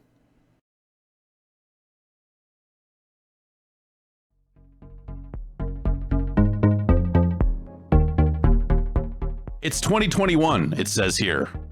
But look, I'm going to go off script. It is almost 2022. I know. It's crazy. Mental health. You need to be thinking about this. It's been It's been a rough couple of years, right? I mean, but even before that, it's not like, hey, listen, so many people are struggling right now, and maybe you're not feeling like your normal self. Therapy can help. And what is therapy? It can kind of be whatever you need it to be. It doesn't need to just be you sitting around talking about, feelings and stuff like that. It can be that can be useful. But you can just privately talk to someone if you feel like you're not dealing well with stress or if you're having relationship issues. Whatever you need is time to stop being ashamed of these normal human struggles and start feeling better, because you deserve to be happy. And now you don't have to hassle with finding an in-person therapist near you to help. There's BetterHelp. BetterHelp is a customized online therapy that offers video, phone, and even live chat sessions with your therapist, so you don't have to see anyone on camera if you're just not feeling like doing that. It can be more affordable than in-person therapy, and you can start communicating with your therapist in under 48 hours. Join the millions of people who are seeing what therapy is really about and see if it's for you, because you are your greatest asset. This podcast is brought to you in part by BetterHelp, and you can get 10% off your first month at betterhelp.com/bombcast. That's betterhelp.com/bombcast.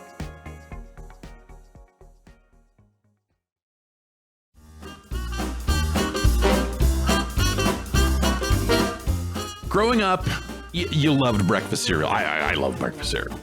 You probably love breakfast cereal also. But a lot of people give it up because it's full of sugar and junk and all this other stuff. So you get a little older, you're like, hey, maybe I don't need that stuff. Well, now there's an alternative that is here for you to let you continue enjoying breakfast cereal. It's Magic Spoon.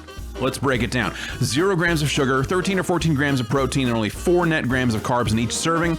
Only 140 calories per serving. It's keto-friendly, gluten-free, grain-free, soy-free, and low-carb. And you can build your own box. So you can build your own custom bundle out of cocoa, fruity, frosted, peanut butter, blueberry, cinnamon, cookies and cream, and maple waffle. Hang on, what? That's right. They just brought back cookies and cream and maple waffle permanently. These were limited time, and now they're here to stay for you to enjoy. You can get these flavors right now from Magic Spoon. Cookies and cream. I mean, a maple waffle, that sounds like an alright cereal. You can go to magicspoon.com/bomb to grab a custom bundle of cereal and try it today. Be sure to use that promo code BOMB at checkout to save $5 off your order. Magic Spoon is so confident in their product, it's backed by a 100% happiness guarantee. So if you don't like it, they'll give you your money back. No questions asked. Remember, get your next delicious bowl of guilt-free cereal at magicspoon.com/bomb and use the code BOMB to save $5 off. Thanks, Magic Spoon.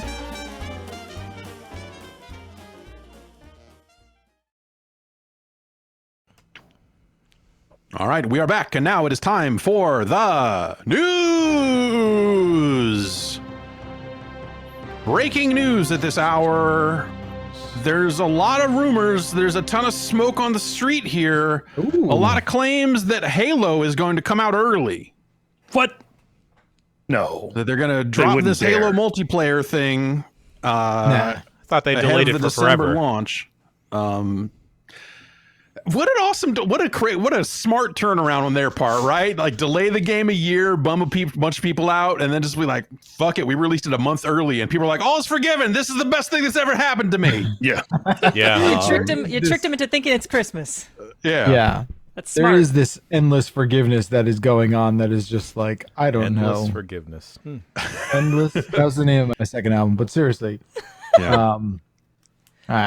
Sophomore slump really hits pretty hard there. I don't know. I thought your early stuff was good, but different producer. Like we don't work anymore. Yeah, I feel like sometimes it's Get very back on board. I feel like sometimes it's very easy to psychologically manipulate customers, especially gamers, because they're very knee-jerky about stuff. I don't know what you're talking about. I know, but like it's so funny to see like sometimes like marketing and PR in certain companies. It's like, what are you doing? It's so easy to not piss gamers off sometimes. And then when you do, just like throw them a little bone and surprise them and they'll be like, oh, my hero! Ah! You should talk to the Pokemon people then, because Jesus Christ. They get mad. Yo. Dude, don't talk about me. I'm a Silent Hill fan. But you're beyond. There's nothing, There's nothing. Konami's never going to help you. Even when the new Silent Hill game comes out, they will find a way to make you very angry. You enjoy the sorrow now. There's still fools thinking that like PT isn't really canceled. It's like, what the fuck did you do? You're crazy. Well, if you look at what Blue Box Studios is doing, and you look at Kojima, I love it. if you like those lunatics are. If I had my druthers, I would have put Abandoned as the most anticipated game of the year for the Game Awards, and just to see what kind of shit show would have happened to that poor guy. I was joking with Jeff Keighley about that game last week. That'll be on the podcast you'll hear in the very near future. Exciting. Anyway. Yeah. Skipping to different topics accidentally. Anyway, the QAnon of gamers aside, you weird Kojima truthers are out there fucking I love that. like, no, okay, GW and JFK Jr. and then, you know. All right, anyway, this Halo stuff leaked or really started to leak a handful of days beforehand as more and more servers, you started seeing like people that are like scraping databases for like match results and stuff. Like, hey, we want to build your Halo career page and your win-loss ratio. And like, so they're already familiar with 343's kind of APIs and all that other setup.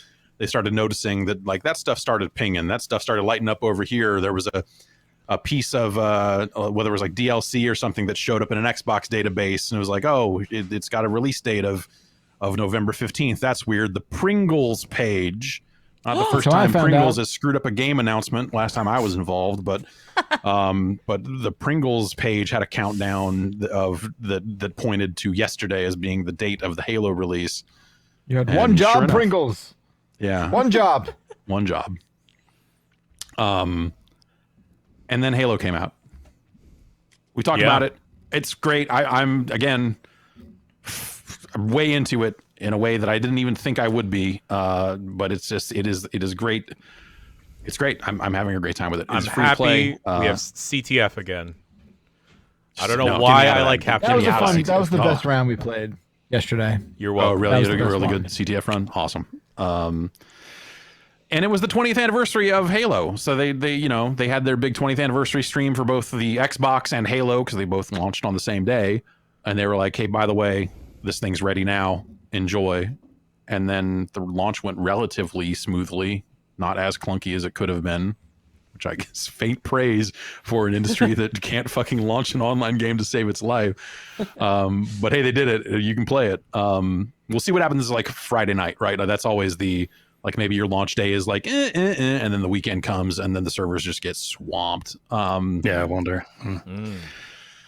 Let's see what other details there are here. They were originally going to do 3-month seasons for their battle pass and all this other stuff. This season 1, which started now, is going to run until May, and that's longer than 3 months. Joe Staten was out there saying, there's a quote on Halo Waypoint, if you can get it to load. Can't all work. We made the decision to extend season 1 to give ourselves more time to ensure season 2 meets our high quality bar, and so we can finish development for season 2 in a healthy and sustainable way for our team. That sounds like it's more than just cosmetics, but I don't actually know what they plan to do season-wise. I assume, this being infinite, that they will continue to have more maps and modes and all this other stuff. Of course, there's a bunch of stuff that they are going to launch this game without, including campaign co-op when that finally hits in December. Forge mode's not coming until next year. So, they've carved this game up quite a bit to give themselves some time. But honestly, I think this multiplayer is so much fun that I don't know. Like, I feel like sentiment-wise, goodwill-wise, they earned it all back. They put it out early, and it works. It's good. It's really good. It's really good. Turns out they just had to put out a good game. Turns out, yeah, you put out a good game, that goes a long way. And people are responding in the first 8 hours, according to SteamDB, who tracks such things. There were over 270,000 concurrent players, putting it in like the top 4 or 5 games on Steam. And that's just Steam. It doesn't count people playing on Xbox. Right. Or phones. They're in the cloud. Can you play this in the cloud yet? I think it might be in there. I think there was coming or no, I don't know. And yeah, so to answer my question that I wrote on Sunday night, did Halo multiplayer come out yesterday or what? It did. It did indeed. That's cool. Yep. The other part of course, the stream that they ran was not just a Halo stream. It was a 20th anniversary of Xbox stream. They announced a big 6-part documentary about the history of Xbox, which sounds intriguing. Well, as intriguing as a documentary produced by the company that made the console will probably make it. Enjoy that propaganda, everybody. Yeah, I was gonna say there's a lot of I'm sure that they will talk about the ups and the downs, but the downs might get glossed over a little bit. I'm gonna soften those downs a little bit, I think. Yeah, potentially. They also announced another chunk, what they're calling the final chunk of additions to the backwards compatibility list. And these are Xbox and Xbox 360 games that they have, done some work to. A lot of these support like higher frame rates and auto-generated HDR, which is, stuff that they've brought to the Xbox Series X and Series S. And they've got a quote here that they put into their post. This latest and final edition of 70 plus titles for the backwards compatibility program was only possible through the passion and feedback from the community. Your constant requests for specific titles and enhancements encouraged the Back and Pat team to partner with the original creators to preserve thousands of games from over 4 generations of Xbox. While we continue to stay focused on preserving and enhancing the art form of games, we have reached the limit of our ability to bring new games to the catalog from the past due to licensing, legal, and technical constraints. Thank you for being a part of the journey with us. Mm-hmm. I don't think we're done. I don't think the work is done. We need to keep influencing them. What's missing? Come on. What do you want? What do you... Splatterhouse. Splatterhouse. I need Splatterhouse. Okay. All right. They did 50 cents, so I'm happy. Yeah, 50 cent blood on the sand. You can't buy buy it, it, though. I'm okay. What else do you Yeah, want? Onichambara is on that list. So if you don't already own a disc copy of 50 Cent Blood on the Sand, also those prices have gone up, and they probably will keep going up because of You did this, Jeff. this. Sorry, I can't find my disc. I haven't had time to look in the garage yet. But if you didn't, they did sell this game digitally at one point. And you cannot go onto the website or onto the Xbox Series X and buy it. Some people have said as a workaround in the cases like this, they've been able to hook up an Xbox 360 and buy it from there. But not specifically this game, but like these types of games that don't show up in this way. So I kind of want to try that, but I wonder if it's just like, hey, the music licensing, all this stuff expired. THQ, the publisher, doesn't even fucking exist anymore. Mm-hmm. So there's just a lot. Like, it's crazy that game is on the list. Like, the amount of work that would have been done. Yeah. And I assume that's why, my guess is that's why it wouldn't be available for sale, because having new sales of this thing, who do you pay? Yeah. Who gets the money from that? How do you have to go do all new deals and all this other stuff? And it's just Does Tony Yayo get a cut? Who knows? I hope so. He needs it. I hope Tony Yayo is doing okay wherever he is. He's the drama center. Where is he?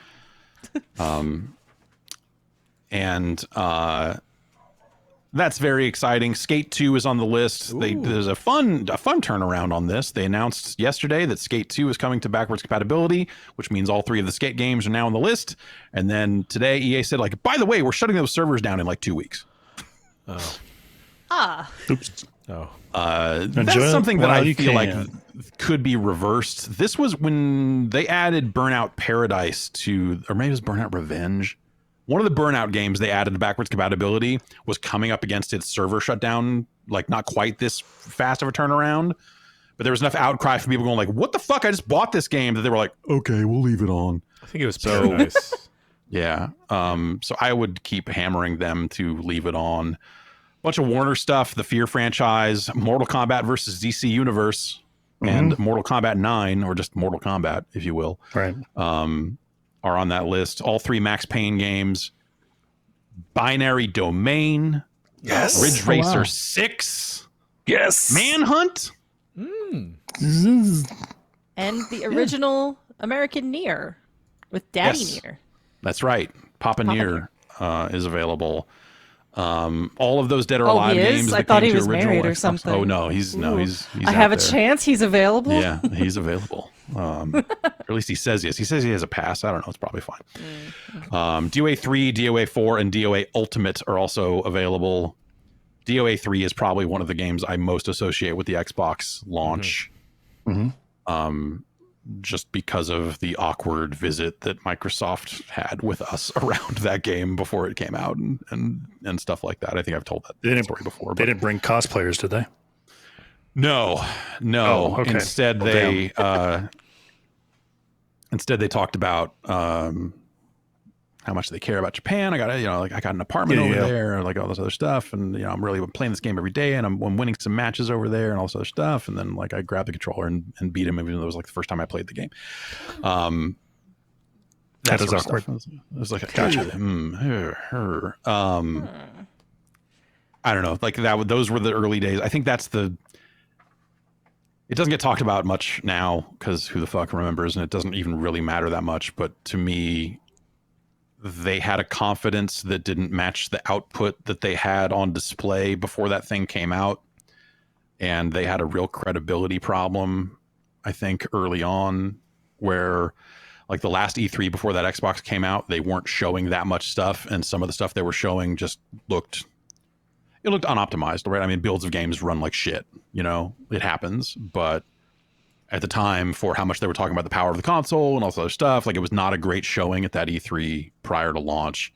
And so I think there was just a window there in that kind of last year before it came out that you're just like, I don't think these people understand what they're getting themselves into. Oh man. But they did it. I don't know. I think they did it when the Xbox 360 came out. I think the original Xbox was a great foot in the door with some awesome games on it. But like at the end of the day, you think about it as like they learned a lot and then kicked ass with the 360, even in spite of all that Red Ring shit. Yep. They still did it. Anyone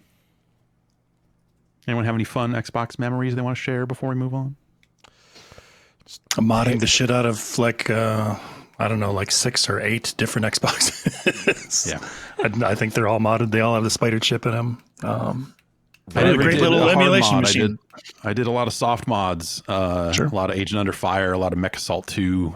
Sure. Corrupted saves or whatever, and that was my media player for the longest time, installing Xbox Media Player or Xbox Media Center. Yep. Which then became Kodi, and like Plex has some roots in that stuff. Like there's just a long history of like self-hosted media that goes all the way back to hacked Xboxes. I remember telling someone at Microsoft about how much fun I was having with a hacked Xbox, and he just looked at me like, "What?" Like they didn't. How are you doing that? Come on, tell me. Yeah. Anyway. Speaking of old things coming back. Oh, go ahead. Oh, I found my old wired 360 controller yesterday, and I thought it'd be perfect to play Halo with. But then it was the kind that has like the weird cable connector that makes it into a USB cable. Oh, right. Yeah. And I can't find that to save my life. Yeah. The break off. Yeah. Yeah. Yeah. This Grand Theft Auto stuff. I had hoped to have played some more of this myself by the time we got to the show, but I spent a bunch of time with a bunch of other. Then they put Halo out, and I played that instead. They pulled this off the Rockstar launcher. It's back up now, missing a bunch of content that was not supposed to be in there. There was a bunch of script files with like it's like fascinating stuff because it's like original dev comments from the original development of those 3 games. And you could see that like the music that is no longer playable in game, some of it was still part of the download. It just was commented out so as to not play. This is a fascinating train wreck, basically. Like, I never wish ill on anybody's, like, development of anything. I'm never, like, rooting for something to be a big piece of shit when it comes out. But sometimes it is such an interesting trash fire that you just have to be like, how did this happen? What's the story? This is so interesting, because there's a lot of wacky stuff going on in this remaster. We got so many polygons. We don't even know what to do with all of them. And it's like, and it's just every Discord server I'm on has become a nonstop train of clips of these 3 games. I love it. It's so interesting. Like everyone is finding their own broken thing. I think a big favor is the like reverse view first person camera in San Andreas. Where you just see CJ's head going like this on a motorcycle or on an ATV. And I like there's one that recently I think came out yesterday of if you wobble your car back and forth very fast, your car gets squished and wider. It gets bigger, wider, but not vertically bigger, just wider. Ooh. And it's so straight, and it's subtle at first. And all of a sudden you're like, wait a minute, it's bigger than the lane. Wait a minute. And then you like spin the camera around and the tires are all fucked up and clipping through stuff. That's my new favorite. There's just so many interesting things where it's like, why was that even a problem? Like, how did this even happen in the inner workings of this thing? Like, it's just incredible. Oh, it's like the pencil trick. Yeah. Nice. Have you seen the rain one? I don't even think that's a glitch. Oh, the rain is not a glitch. It's just bad. Yeah, bad rendering on the rain. So modders like fix that apparently. Yeah, apparently. You know, like so in conjunction with this release or in the run up to this release, Take-Two went after some people that were modding the game and shut down their mods and really tried to kind of attack that scene, and then put this out. Jesus. And now modders are out there doing it again to fix the game. This is like heartbreaking in a way to me. Like we live in this era where like there have been like you look at like Demon's Souls on PS5, but like even just like, hey, here's a up-res remaster. You look at the backwards compatibility stuff on the Xbox, which is, you know, they're not remaking the games, but generally they're doing like it's a little bit of cleanup here and there that we can just do automatically.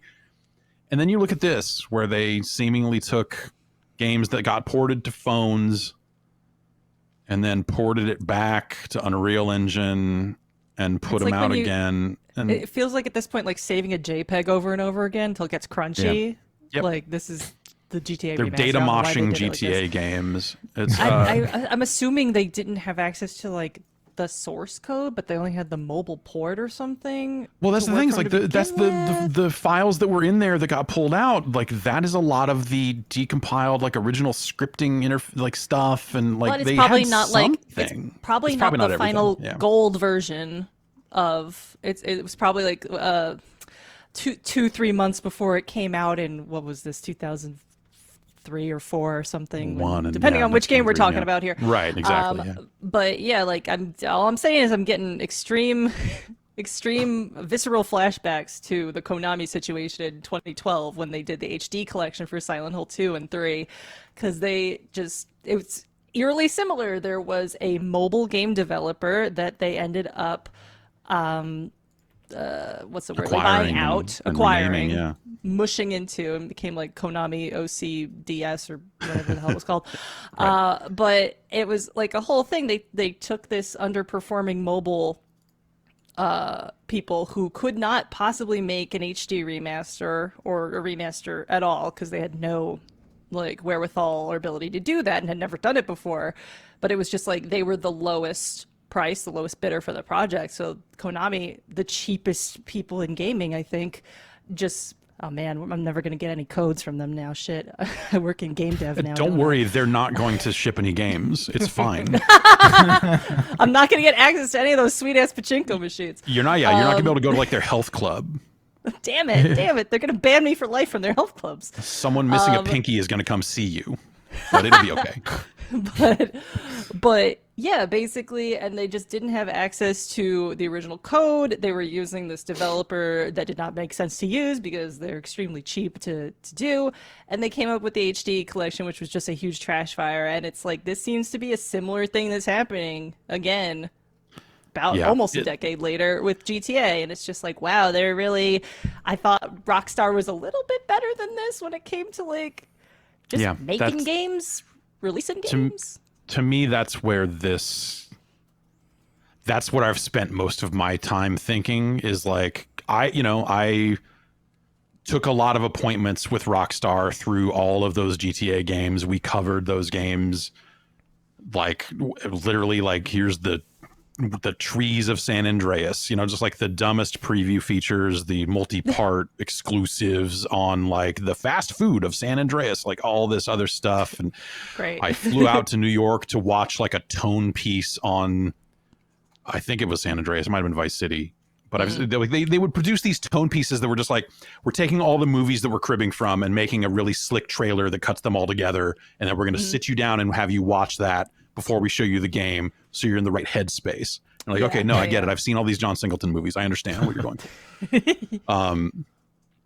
And the thing I would say the most about Rockstar, and this is to a fault for sure, and that a lot of that has been documented, and it's like open secret type stuff. They care.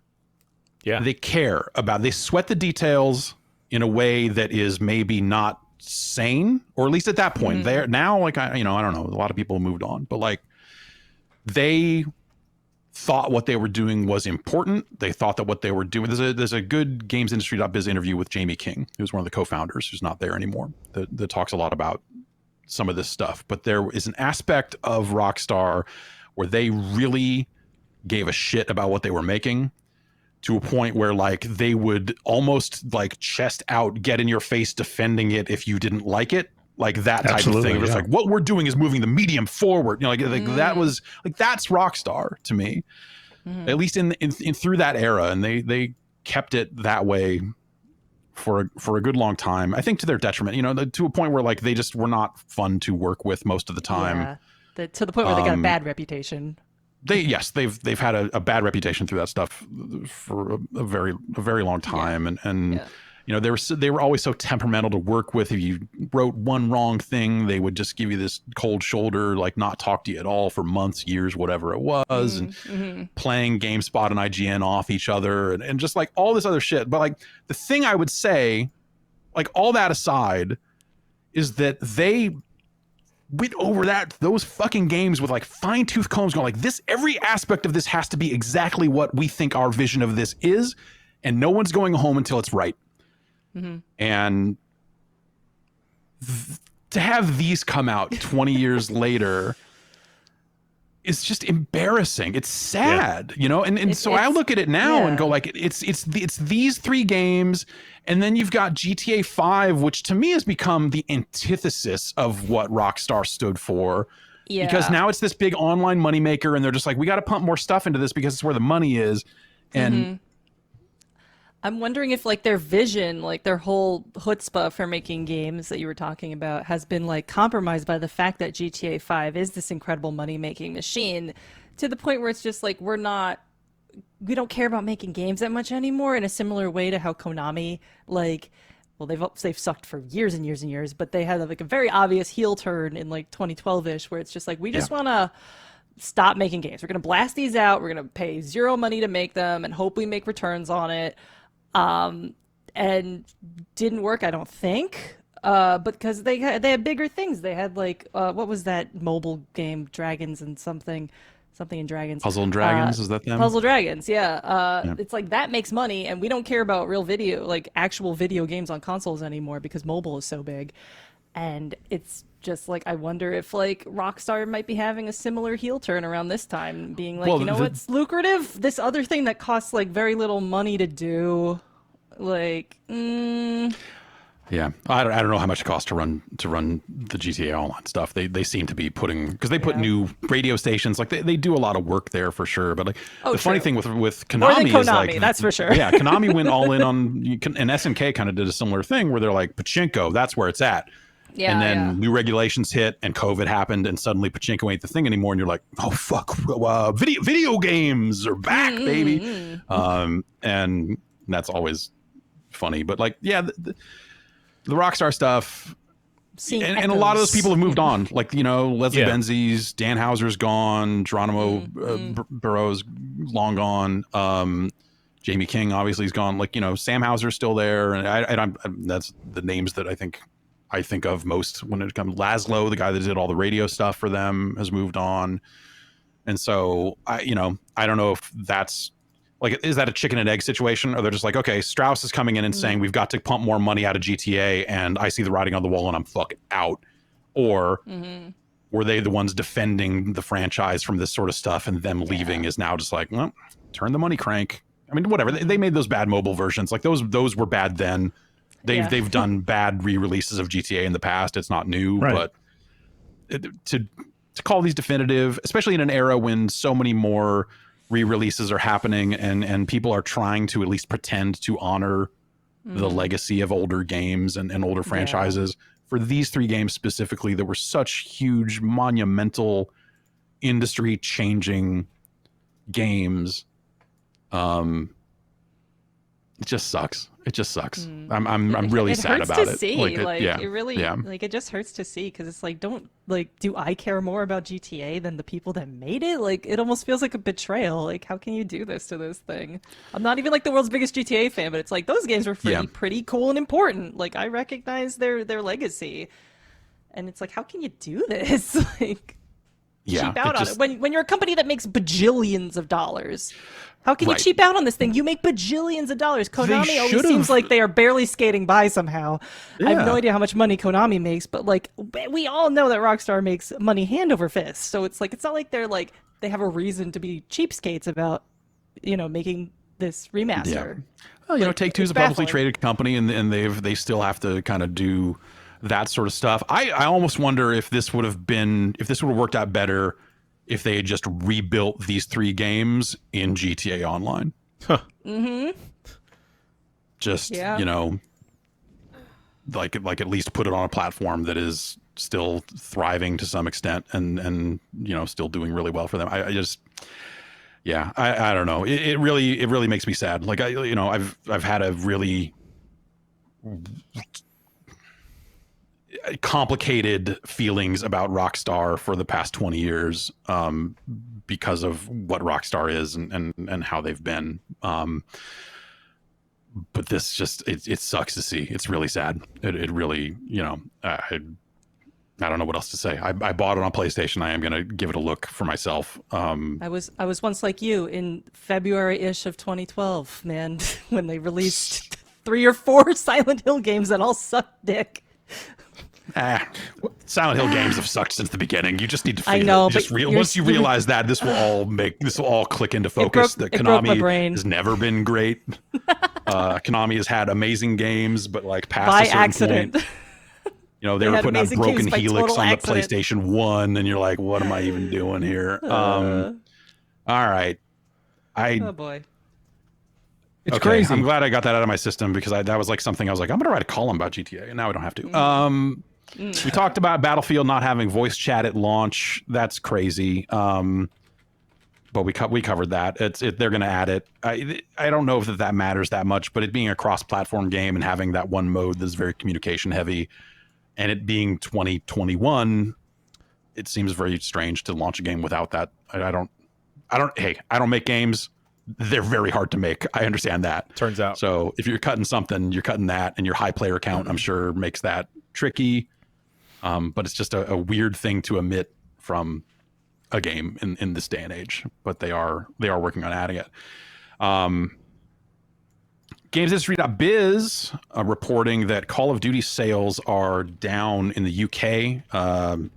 You could probably infer that they're probably down worldwide, but the UK is where the numbers get reported in a fairly accurate fashion. They're saying this game's been out about a week, down 40% year over year. Video Games Chronicle also chiming in with some of their sources, saying that this is the worst selling Call of Duty in 14 years, that even Ghosts and Infinite Warfare sold better in week 1. Ghosts?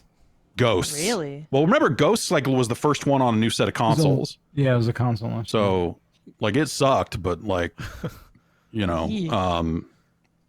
had to play it. Yeah, you're like, well, I need to know. God, man, remember you had to put a box down, and the UAV was in that. What a fucking train wreck Ghosts was. My God. Yeah. Infinite Warfare. I mean, not terrible, but it's. I mean, there's a lot. This game does not have going for it. No. Outside of, and that's just within the walls of the game itself. Yes, you look at the competitive shooting environment around it, and that doesn't do it any favors. But yes, that game, the campaign is like, well, whatever.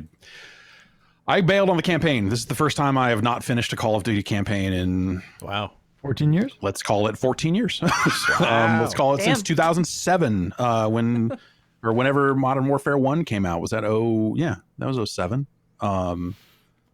And this game, like that campaign, is so dumb that I just don't want anything to do with it.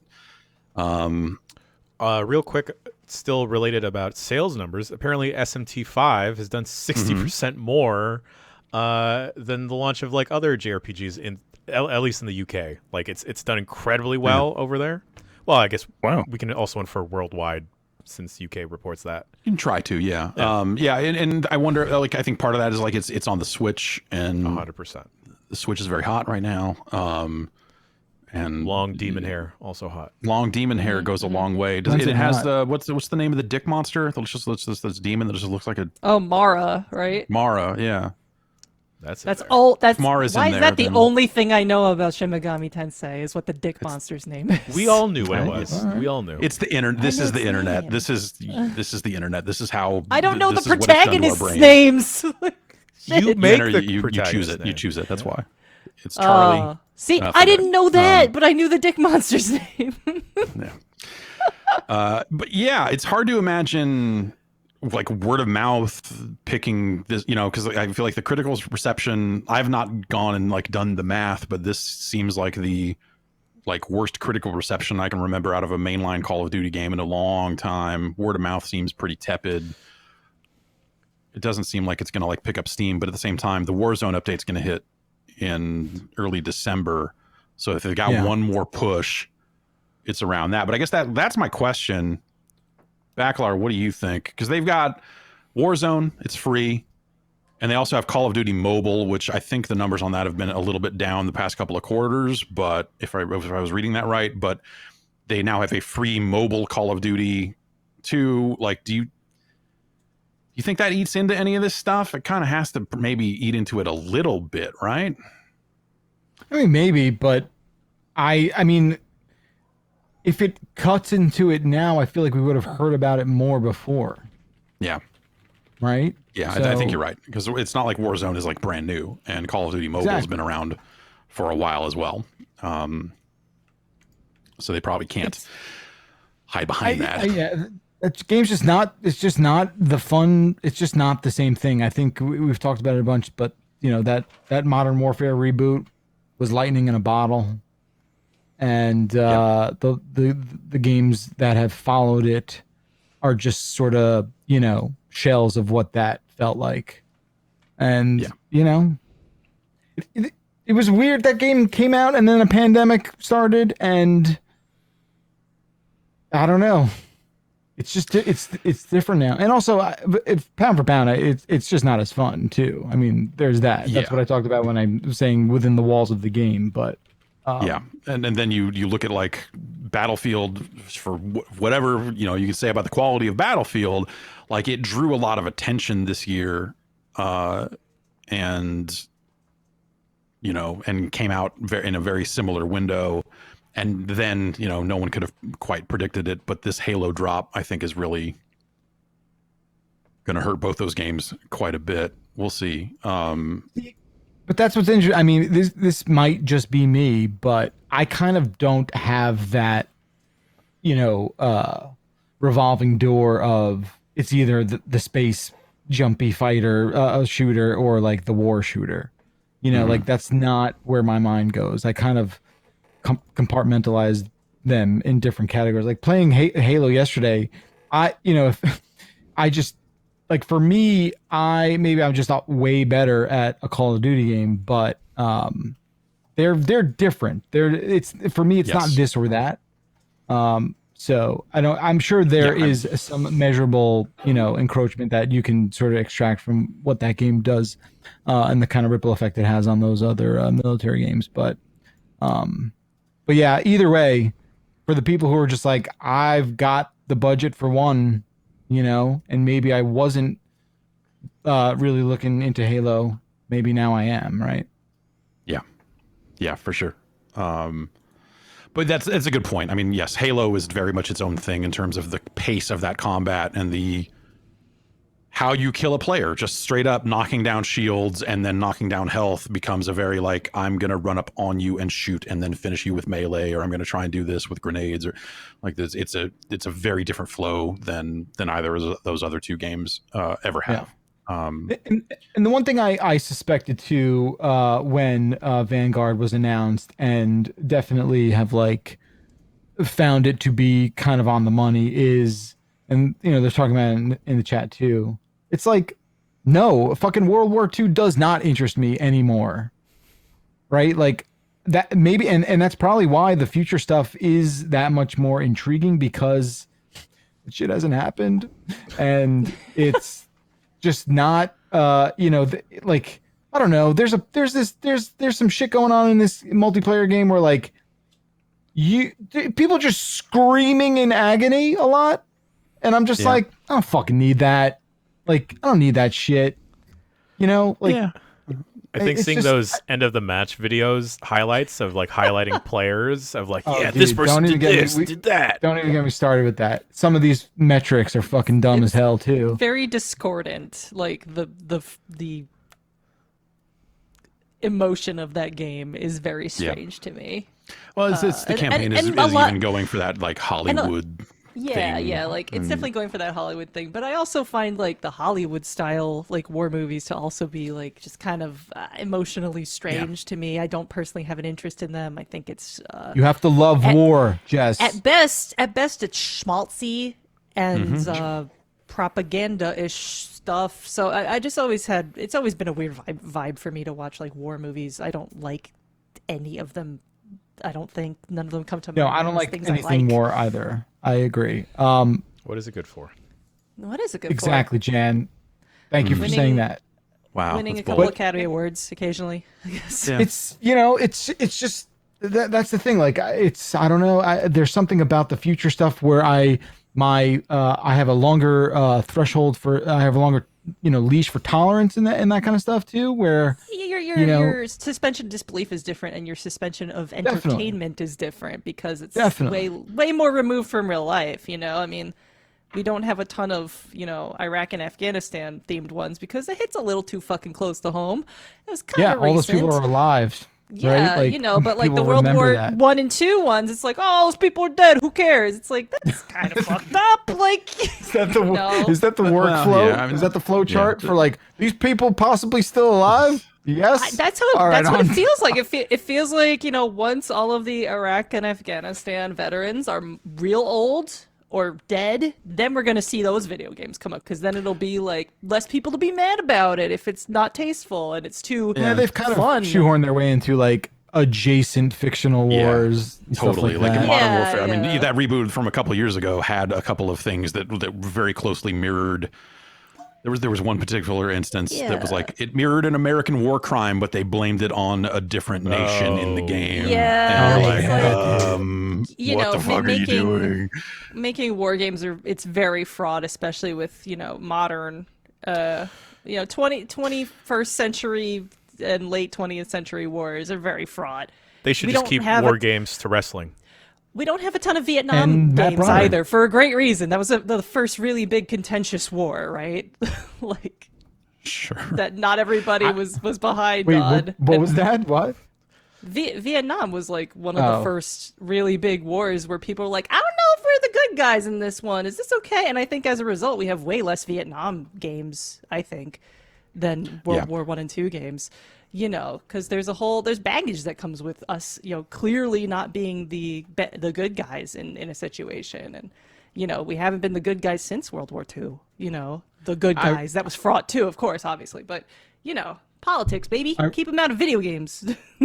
I remember being on a plane in the early 90s and it landing. And it did land, and oh, good! I was on the edge of my seat there. Yeah, the pilot got on the PA a couple seconds after landing, and he was just like, I forget where we're going. He was like, "Welcome to wherever. Just want to let you know that the Americans have begun." He was basically announcing the start of the war in Iraq. Whoa! It was basically like Desert Storm starting, and I was, you know, I'm like 9 at the time. And I'm just like, this how news gets delivered by pilots? This Plain man. is how that works? Well, he's a captain, so he holds a rank. So I mean, he has to. You know. Yeah, I guess so. And yeah, I mean, 6 Days in Fallujah is technically still coming out. So yeah, you'll see. God, I can't don't know believe how. it. Jeez. Right, Oh. you'll see some Yeah. companies try to do that shit. But yeah, I don't know. I'm on some level, I'm glad that everyone finally came around and realized what I've been saying all along. World War II guns, fucking boring. Modern, slightly futuristic guns, you can put all kinds of stuff on them. Yeah. Well, that's the thing in Vanguard. They're putting all these sophisticated, like non Yes. historically accurate, like scopes and fucking optics on these guns, and you're just like, what are we doing? They're making a Call of Duty game. They don't care. It's not the game has to come Yeah, first, I mean, it's and fine, I get that, but it's it is what it is. Activision still in the news. Speaking of other spicy political news, Yeah, put this Activision. in the game. Put this into the Modern Warfare sequel, apparently planned for next year, or the Black Ops sequel planned for the year after that. Wall Street Journal is reporting a bunch of new allegations around Activision, specifically Sledgehammer Games and Treyarch, two Call of Duty, well, whatever. They're all Call of Duty studios now, but two of the lead studios for Call of Duty. And also the kind of main thrust of this is that that Bobby Kotick kind of covered for some of these people, for Dan Bunting, who was one of in the leadership at Treyarch for a good long time, and some other situations around that. This stuff broke this morning, and also that he had to settle out of court with an assistant who he said in a voicemail that he threatened to have that assistant killed. Super cool. Yeah. I could see, but like, doesn't that sound just like fucking like shitty businessman? Like, you better get this done or I'll have you killed. Like, I don't necessarily think he was. I mean, and what the fuck do I know? Like, but he probably was not actually talking about. Don't cross Bobby Kotick. Like, yeah. Don't cross Bobby Moneyball, or you're gonna end up swimming with the fishes. They're gonna make a goddamn HBO show about these scumbags. Oh my aren't God, they? no! They're going to. Is it This is just mainstream the enough right to have it type of happen shit. though? Yeah, it's the right type of sleaze. This is like some additional kind of next level stuff. I've seen some speculation that maybe knowing that this Wall Street Journal piece was in the works was why he took a big pay cut and kind of doubled down on promises about being better. But the employee organization, I believe it's called a better ABK, a better Activision Blizzard King Games, is saying that they are now not going to be satisfied until Kotick is out. Yeah. Cool. And calling for his departure, calling for his head on this one. But like, how out is he? Does he have to like return his stock in the company? Like, is he still going to be making money off of the company even if he's out? These guys got golden parachutes. There's, yeah, I was gonna say, and it's he's going to still be publicly working in traded tech, company. right? Yeah, I mean, do these guys ever really go away? I mean, maybe he's They're made enough money they untouchable. can be like, oh, maybe I am gonna just disappear now. But we That's the will hope, see. right? Yeah, but yeah, this is just kind of underscoring that like the level of issues at that company are perhaps deeper than you thought, and they run up the chain about as high as you probably thought they did. And how much, men protect other men in situations like this. It's a lot of like social pressure Sure. from all sorts of levels of the hierarchy to keep the status quo going, and how, dangerous that really can be. It's horrible. Yeah, and then this kind of sheds a little extra light on Jen O'Neill's departure. She became the co-lead of Blizzard along with Mike Ybarra, and recently left, or announced she was leaving. I think she's actually technically there through the end of the year, but there was reporting about an email that she had sent to the higher-ups about a party in 07, scantily clad women dancing on stripper poles, which sounds very video game industry 07 to me. And a DJ encouraging, this is from Vice's, from Waypoint, Games by Vice. This Waypoint works. This Waypoint loads up just fine. A a DJ encouraging female attendees to drink more so the men would have a better time. Just a lot of sleazy allegations from. I like to think that the video game business is better than it was in 2007 when it comes to that stuff. There's but definitely been a lot of, positive change and a shifting away from the dude bro party gamer culture. You don't see booth babes as often as you do anymore. Yeah. It's definitely getting a lot better, but wow, 2007 Still, and before were cringy times.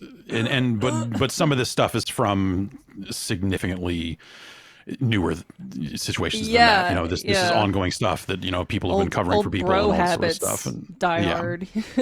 Yes. So we'll see where this goes. This is this one feels. Here we go. There's an update on the Kotaku version of the story from a few hours ago saying Activision Blizzard's board of directors, all but 2 of which are men, are sticking by the embattled CEO. The board remains confident that Bobby Kotick appropriately addressed workplace issues brought to his attention, it said in a statement released after the stock dropped roughly $10 a share in just a few hours. So yeah, I mean, if this stuff hits the stock hard enough, like that eventually probably wraps it up for Kotick. I mean, if it's like material to business, that's like the quickest way to make this happen, probably. Absolutely. But sadly, it has to hurt the bottom dollar more than it hurts, actual people or Yes. careers. Yeah. Like, Yes. of course, capitalism, of baby. Of course. Yep. We're soaking in it. Marinating in this. I don't like. I feel like speculating on this sort of stuff or placing bets on it is maybe a little weird, but I think this gets him. I think this is it for him. I don't know. It's gonna take a while, I think, but I think this is. We got him, guys. We finally got him. Mission accomplished, banner. I don't know. I have terrible faith in dudes like that. Falling from their position of power. Well, I think it'll look like he's been, demoted or taken out of commission from his position of power, but he's gonna still have so many connections and so much money and so much stock that it's effectively not really going to change. Oh yeah, I mean, it just means he does. If he's out of this job, what does that mean for him? He just hangs out at home. Yeah, I mean, and it's not like he's broke. Still rakes it's not it like in, he's still I mean, the consequences are nil for people this rich. Yeah, exactly. Moving on to something more cheerier or more surprising, I guess I would say. Atari. You heard of these guys? Yeah. What are they up This to? company? What are they the hotel doing? Guys. Atari Hotels. You heard of it? Oh, right. They made that VCS that I found recently and threw out in my garage. Atari's actually doing something that sounds kind of cool. Ooh. Breaking news. They have announced. Joker. You're not serious. Atari XP, which they claim is a nod to the to APX, which is the Atari Program Exchange from back in the 80s. They are going to issue 3 new Atari 2600 games next month. These are games that were made in 1983 and not released. Not released then, I guess I should say. These are games that the prototype cartridges have long since leaked out, and a lot of these games have appeared on some of the various Atari flashback consoles that, all the compilations and some of the other stuff that the Atari brand has done over the years. The 3 games are Yar's Return, which is a sequel to Yar's Revenge, Aqua Venture, and Saboteur. And they're going to sell these for $50 a pop, and they look like original vintage Atari 2600 games. I think that's rad. I think that's I don't think I'm going to buy any of these because, like I said, these games have been floating around for decades probably at this point, and I don't think any of them perhaps are that great. They weren't released for a good reason. Yeah. Well, they weren't released because the industry crashed. It's not necessarily the quality of the games. Like, people speak highly of Aqua Venture, or I guess I should say I have seen some people speak highly of Aqua Venture. I don't know that I'm one of them. And I'm a big Yar's Revenge fan. Yar's Return. But these are straight up, I think 2 of these 3, or maybe all 3, are Howard Scott Warshaw joints, and it's kind of cool to see these things get put out in this fashion. New old cartridges have been around for a long time, but they've always been highly unofficial. For Atari, especially the company that is like fucking up its brand left and right, to actually do something that I looked at and went like, oh, huh, that's actually kind of neat. I don't think I'm going to buy these, but that's actually kind of neat. Good on them. Good on 'em. How much are they selling them for? $50. They're doing limited editions of just under 2,000, 1,983. And those will be $150, and they'll come with like pins and some other stuff. How expensive were Atari games when they first came out? Good $30 to question. $40, but if you did the inflation that, math on that, it's way more Like than $90 or something. Yeah. right? I think I paid something like $80 or $90 for an Atari 800 version of Pac-Man when it first came Ooh. out. So games were expensive. Mm-hmm. Games were very expensive. It's about $83. Okay. I was close. I said 90. Yeah. Not bad. Yeah. Thanks for the Hey. math. Nope. No math. No math. I don't do math. I do websites that do the math. Smart. Way to do it. The nominees for the Game Awards were announced this morning. This award show is going to take place on December 9th. Jeff Keighley's been running this thing for, gosh, is it like 7 years now that he's been doing it since Spike TV got out the TV game? Spike TV. Oh gosh. Yeah. Hey, I'll have you know I'll have you know Spike TV temporarily renamed to what I want to say was Paramount TV That for a hot sounds right. second. Yeah, that sounds right. That sounds right. Yes. Was that the same channel as Spike TV when it Yes. first started? TNN, right? That's what Yeah, I'm saying. CNN, the Nashville Network, then the National Network, then Spike TV, then yes, I think Paramount TV is Then what that it eventually. outdoor network. What was the outdoor network? Yeah, I think it was just called the Outdoor Network. They like OTV. tried to The throw Ocho? Rocky on there. ONN. No. There were ONN. No, Ochoa? not OANN. ONN. Anyway, these nominees got announced. The award show is going to happen in a few weeks here. I'm just going to go over the Game of the Year nominees. I should say up front, we vote for these. We're one of the judging publications for this. So, but all we do is submit our votes. I can't control what all the other publications do. And that's why I look at a lot of these and just shake my fucking head. God damn it. What are you So upset. implying? I'm so upset with some of these. I'm so Some of these upset are with some of funny. these. Yeah. I mean, it's a bigger conversation of like, all right, let's go through them. Game of the Year. Here are the nominees: Deathloop, It Takes Two, Metroid Dread, Psychonauts 2, Ratchet and Clank Rift Apart, and Resident Evil Village. Village came out this year? Village Believe it came or out not, this yeah. year. Yeah, That's- Hitman that's came out how, this year. Yeah. That's how much of a flat circle time happens to be there. Is that February or March or something? Village, I want to say, was like May. First March. Really? First March of 21. May, Maybe the second March of 21. I'm not sure. One of them. One of our Marches. Yeah. The thing It was that this jumps year. out at me right away. I mean, I know we're talking about the Game of the Year one, or maybe it's worth going through it and just seeing which games maybe down the list stab you in the eye, and you're just sort of like, how? What the fuck? Are we all talking about? Are you thinking about the game that I'm thinking about? I think we might be thinking of the same thing. Right? Maybe. The Measurement of Time game, perhaps. Yes. Oh, Okay. yeah. I'm If talking you about listen 12 to minutes. the Madonna song 3 times, Yeah, 12 minutes 12 being on minutes? Best Indie is Why is a 12 pretty- minutes here? What the is pretty fuck? crazy. I also Who think got tricked? Deathloop being on Best Narrative is like, did just no one finish that game or what? Oh my god. where is Hitman? Where's Whoa, Hitman? oh my god, Hitman! Not a lot of Hitman here. I forgot that came. I should have said something when I got the thingy. Hitman's in Best VR. It does have that VR mode. Look, what other VR games came out this year? Name them. The fuck? Yeah, there wasn't even one. There's probably a Star Wars one that came out. Probably, yeah, maybe. I don't know. Chicory getting snubbed hurts You're too. fucking telling me, dog.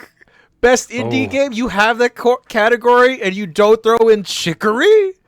Chicory? At Chicory. least Death's Door is there.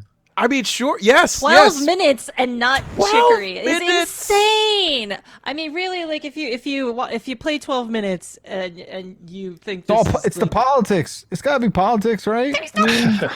politics, no, wow. Sure. Dude, but guess what? Guess every award show is a campaign. Every award Yes. show. When I played 12 minutes, I played the whole thing going like, this is BAFTA bait. This is BAFTA bait. This thing is going to win a buttload of BAFTAs. And I thought Jeff Keighley's Game Awards was a little more tasteful and wouldn't fall for the bait, but they did. Yeah, I think there's Unforgivable. also a case to be made. Well, maybe this is something for next year, but like a lot of Devolver games on Best Indie, huh? This publicly traded company, Devolver Digital. But It's I guess like that there's just nobody happened, else so it's that, kinda, that makes indie games. Yeah. but like I like also Devolver. It's not. But like at the I same know. time, I know. Yes. you Yeah. can't. I don't think we can call Devolver published games indie anymore, right? Exactly. Oh, And also, yeah. even having a category that says best indie is also like paradoxical it's in a way crazy. that Yeah. is really silly. So It's also weird because it's like there's also the case of like I'm glad Psychonauts 2 isn't in Best Indie because it would have like wiped the floor with all of them. But like, what counts as indie anymore? Because Psychonauts, the majority of its development was as an indie project. It was only until the last like couple of years that Microsoft injected a shitload of money into it. And then it comes down to the idea of like, what is an indie game anymore? Is it just a matter of how much cash it has? Because it's the same developers, probably almost the same crew, unless they hired a shitload more people with that money. I don't think they did. do they define it on the site? Maybe they define it. What does that mean, indie game? It's a vibe. I can. It is a vibe, right? Like it just ticks me off. It's a vibe. It's a Ticks I me can off. tell what, you what is if you- what is indie? What is AAA? Yeah, listen. Like bugs me. So here is the definition from the Game Awards. Best independent game is for outstanding creative and technical achievement in a game made outside the traditional publisher system. Oh, at least it's not vague. Okay. So I guess like But, like, but yeah, I feel like Devolver is a that's something publisher. that well, yeah, I mean, Devolver is not necessarily a traditional publisher. But also I think they have in their time helped the word define what a traditional- new tradition is. Yeah, if by Yeah. traditional you mean like the 18 companies that made games for consoles or however many of them are left now. The THQ is gone or whatever. Like, oh, well, it wasn't made by Warner. It didn't get published by Square or Warner or Namco or, any of these companies that we think of as like the major But yeah, I think console the word publishers, right? I mean, the word traditional is kind of carrying a weird weight there in that sentence. Yes, but I it's get the leaving sentiment of a lot like, room so for we interpretation. used to run into this problem when it came to as downloadable games started getting better and as more and more big games became downloadable, like our defining line of like best Xbox Live Arcade game suddenly didn't mean anything anymore. And so we had to like, and then you're like, okay, best small game. You're like, no, because some of these games aren't small. Like you want to be able to carve out something for, like you know what that feeling is, right? Mm-hmm. For something like a Sable, for something like a Death's Door. Like there's something to Which those also games. got but like, snubbed, by the way, right? There's no Sable on this, is there? Sable's in There is best one. debut indie. Debut, okay. And so it is in there. But like that, like what is the right language to like Right. point people to that direction without opening up the conversation that we're having right now? I don't think anyone's really quite solved it because it's just it is literally a vibe. It should be megabytes. It should be megabytes. Yeah. That's it. Like demo Best game scene under style, 2 like gigs. best game under 300K. That's it. Some dude Done. in Finland is fucking cranking out some procedurally generated first-person shooter in 280K that's going to blow your goddamn mind. Yeah. It'll push the compression innovation to new heights. I More think finished not games. putting Get in the Car loser on best score and music is a goddamn crime. Oh my god, you're right. I think having lot of Guardians crimes of with the this Game Galaxy on that list when That so much doesn't- of that soundtrack is licensed stuff that I'm That's just like, bullshit. you can curate a playlist all day long. I get it. Like, but also bullshit. so much of that is built into the Guardians of the Galaxy concept that I just like. And there is also something to be said for like, being a music director, right? And like choosing the right stuff for movies and TV. Like those are tough jobs, right? Like Yes. there are people who are really good at that. But you're right. The exception to that rule is exactly Guardians of the Galaxy, where it's just like, what do they go on Spotify? Best of the 80s. Yeah. You know, like Right. that is that. It is that. is that. I'm just saying, it is that. I'm also ticked off that there's Great no music. Yakuza 7. It is that. No Yakuza 7 in best like what is it? RPG or Role playing. whatever. Well, that Does would that have count? that would have been eligible last Yeah. year. Yeah. Wait, Yeah. that wasn't this year? No, That was that's No, Oh my that, God. that was last year. So like Cyberpunk is on this list and Time. stuff because it came out late. Like there's a cutoff for the eligibility that is sometime in November. I think is actually for this year. It is right about now. And so like Halo Infinite, for example, will be eligible next year because it'll be out in that though also I guess I should say technically any game, early access, released or otherwise, is technically eligible. Like you could nominate a game from 20 years ago if you felt that they had done a lot to it and that it mattered in today's context or something like that. So it's Devotion could have been on one of these lists. Devotion could have been on all these lists. I know. Why? Damn it! So, so those categories are out there and are already sparking a lot of debate, I'm sure, and they'll be announcing those winners on their live show. I'm a going to few be weeks here. so upset if Cyberpunk wins the best role-playing category. They win here. anything, I'm gonna be mad. Because with you. I did back into Scarlet Nexus because Jason was so high on it, and Yeah. that game's so fucking tight, and like Tails is I really good, also SMT is really just- good. I also just feel like, and this is me getting political again, third time in this podcast, I guess. But Jess, I calm feel down. like a game. Calm down, God! You Slow hire a down. woman. This is what happens.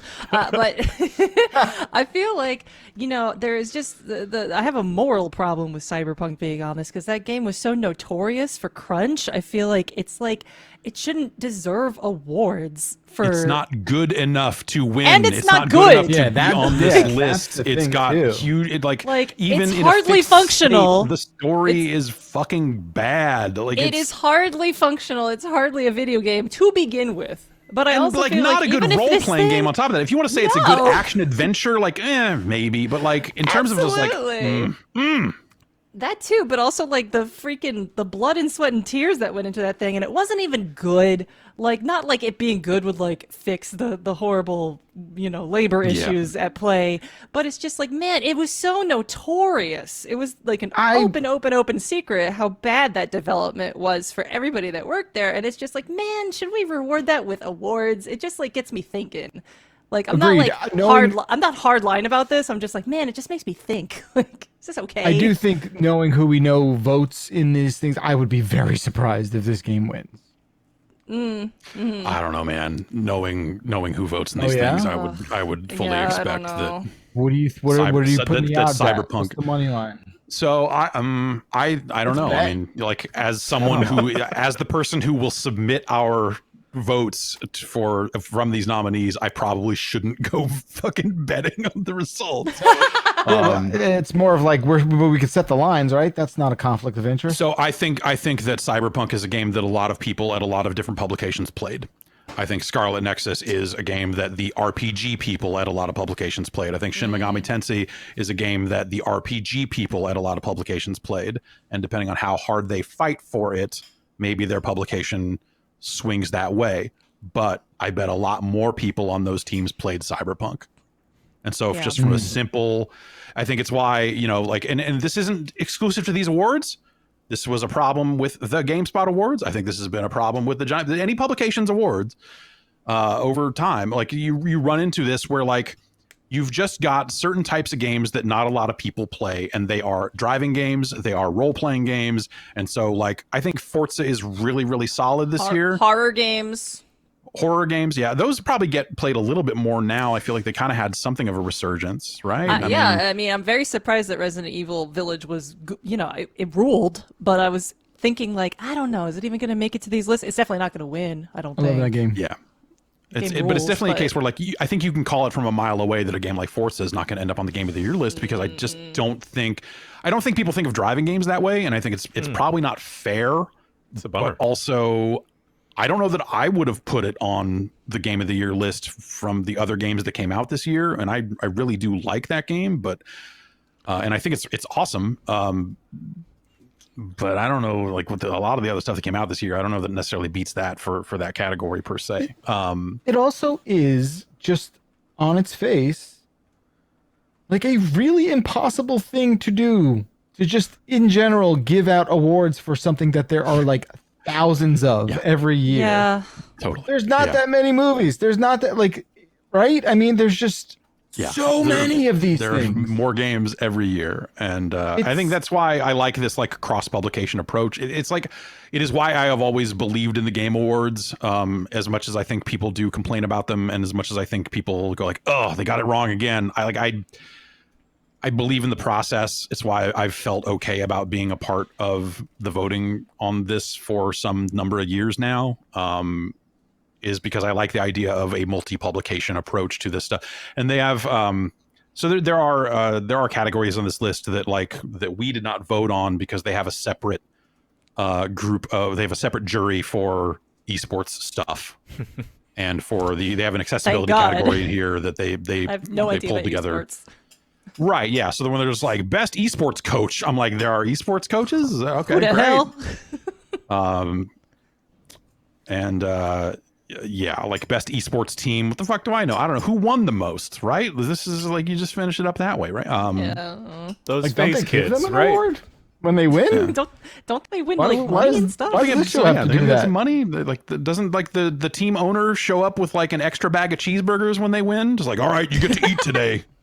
Get back to work. I just want to add that I love how It Takes Two is in the best family game. I haven't completed it, but isn't kind of that game broken about I don't divorce? know, man. That's Game's about divorce. that game. Family. That Category broke should up be my family disqualified, for though. a week. So I don't know. Yeah. Well, all right. That's it for news. When we take a break, we'll come back. We'll go through a couple of emails here and send everybody home happy. Let's do it. Send everybody home. All right. I mean, hey.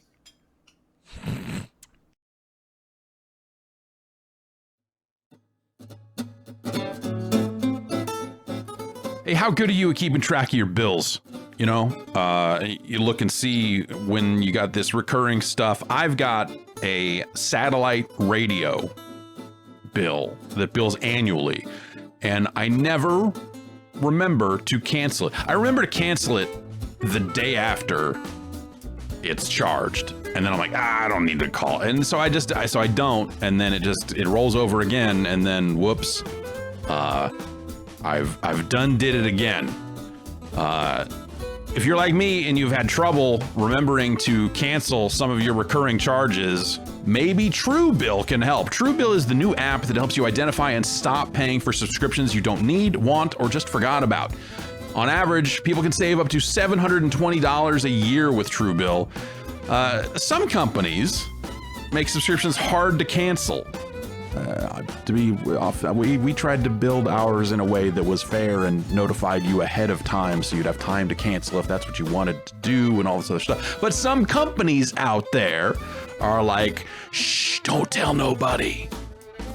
Don't tell nobody, we're just gonna charge again. Truebill makes it incredibly simple to know about those recurring charges and cancel them. You can just link your accounts up and Truebill will cancel your unwanted subscriptions in one tap.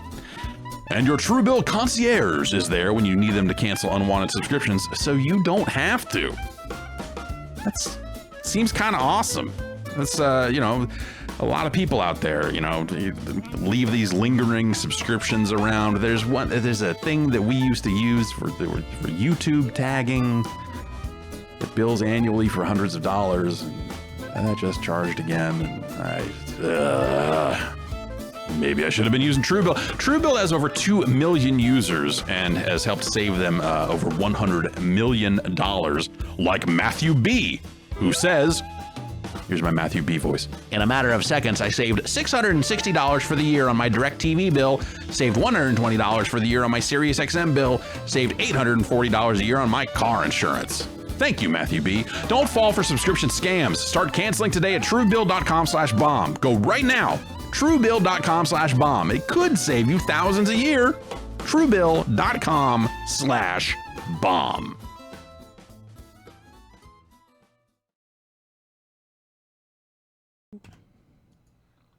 We are back, and now it is time for emails. Bombcast@giantbomb.com is where you send your emails, and we'll take a look at them. If you're sending V-mails, that's Thursdays, baby. You got to go somewhere We else for that. debuted. Yeah, you hit up the voicemail dump truck. That's going to live in the. Well, we might rename it at some point, but that's going to live in the old Giant Bombcast Aftermath feed. Don't hit it though. We're not insured yet. Yeah, our Hot Thursday show. Where we're I going to gotta take get your collision on that. Oh, Please leave a note if you do hit it though. Yeah, if you hit it. on the wiper. If you hit it, please don't quit it. I don't even know what I'm saying anymore. So let's get into these messages. Andrew from Richmond, VA writes and says, so with the popularity of Pokemon Unite and Disney announcing that they have a MOBA coming out for Apple Arcade next month, what should the next franchise to get a MOBA be? WWE, Hasbro? Is this how Skylanders come back? Thanks.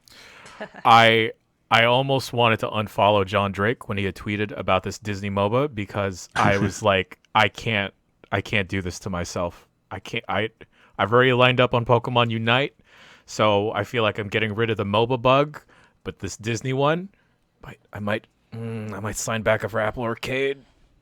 Is that out? I thought I saw something for that. Is that, or they just announced it? Do you know? I think they just announced it.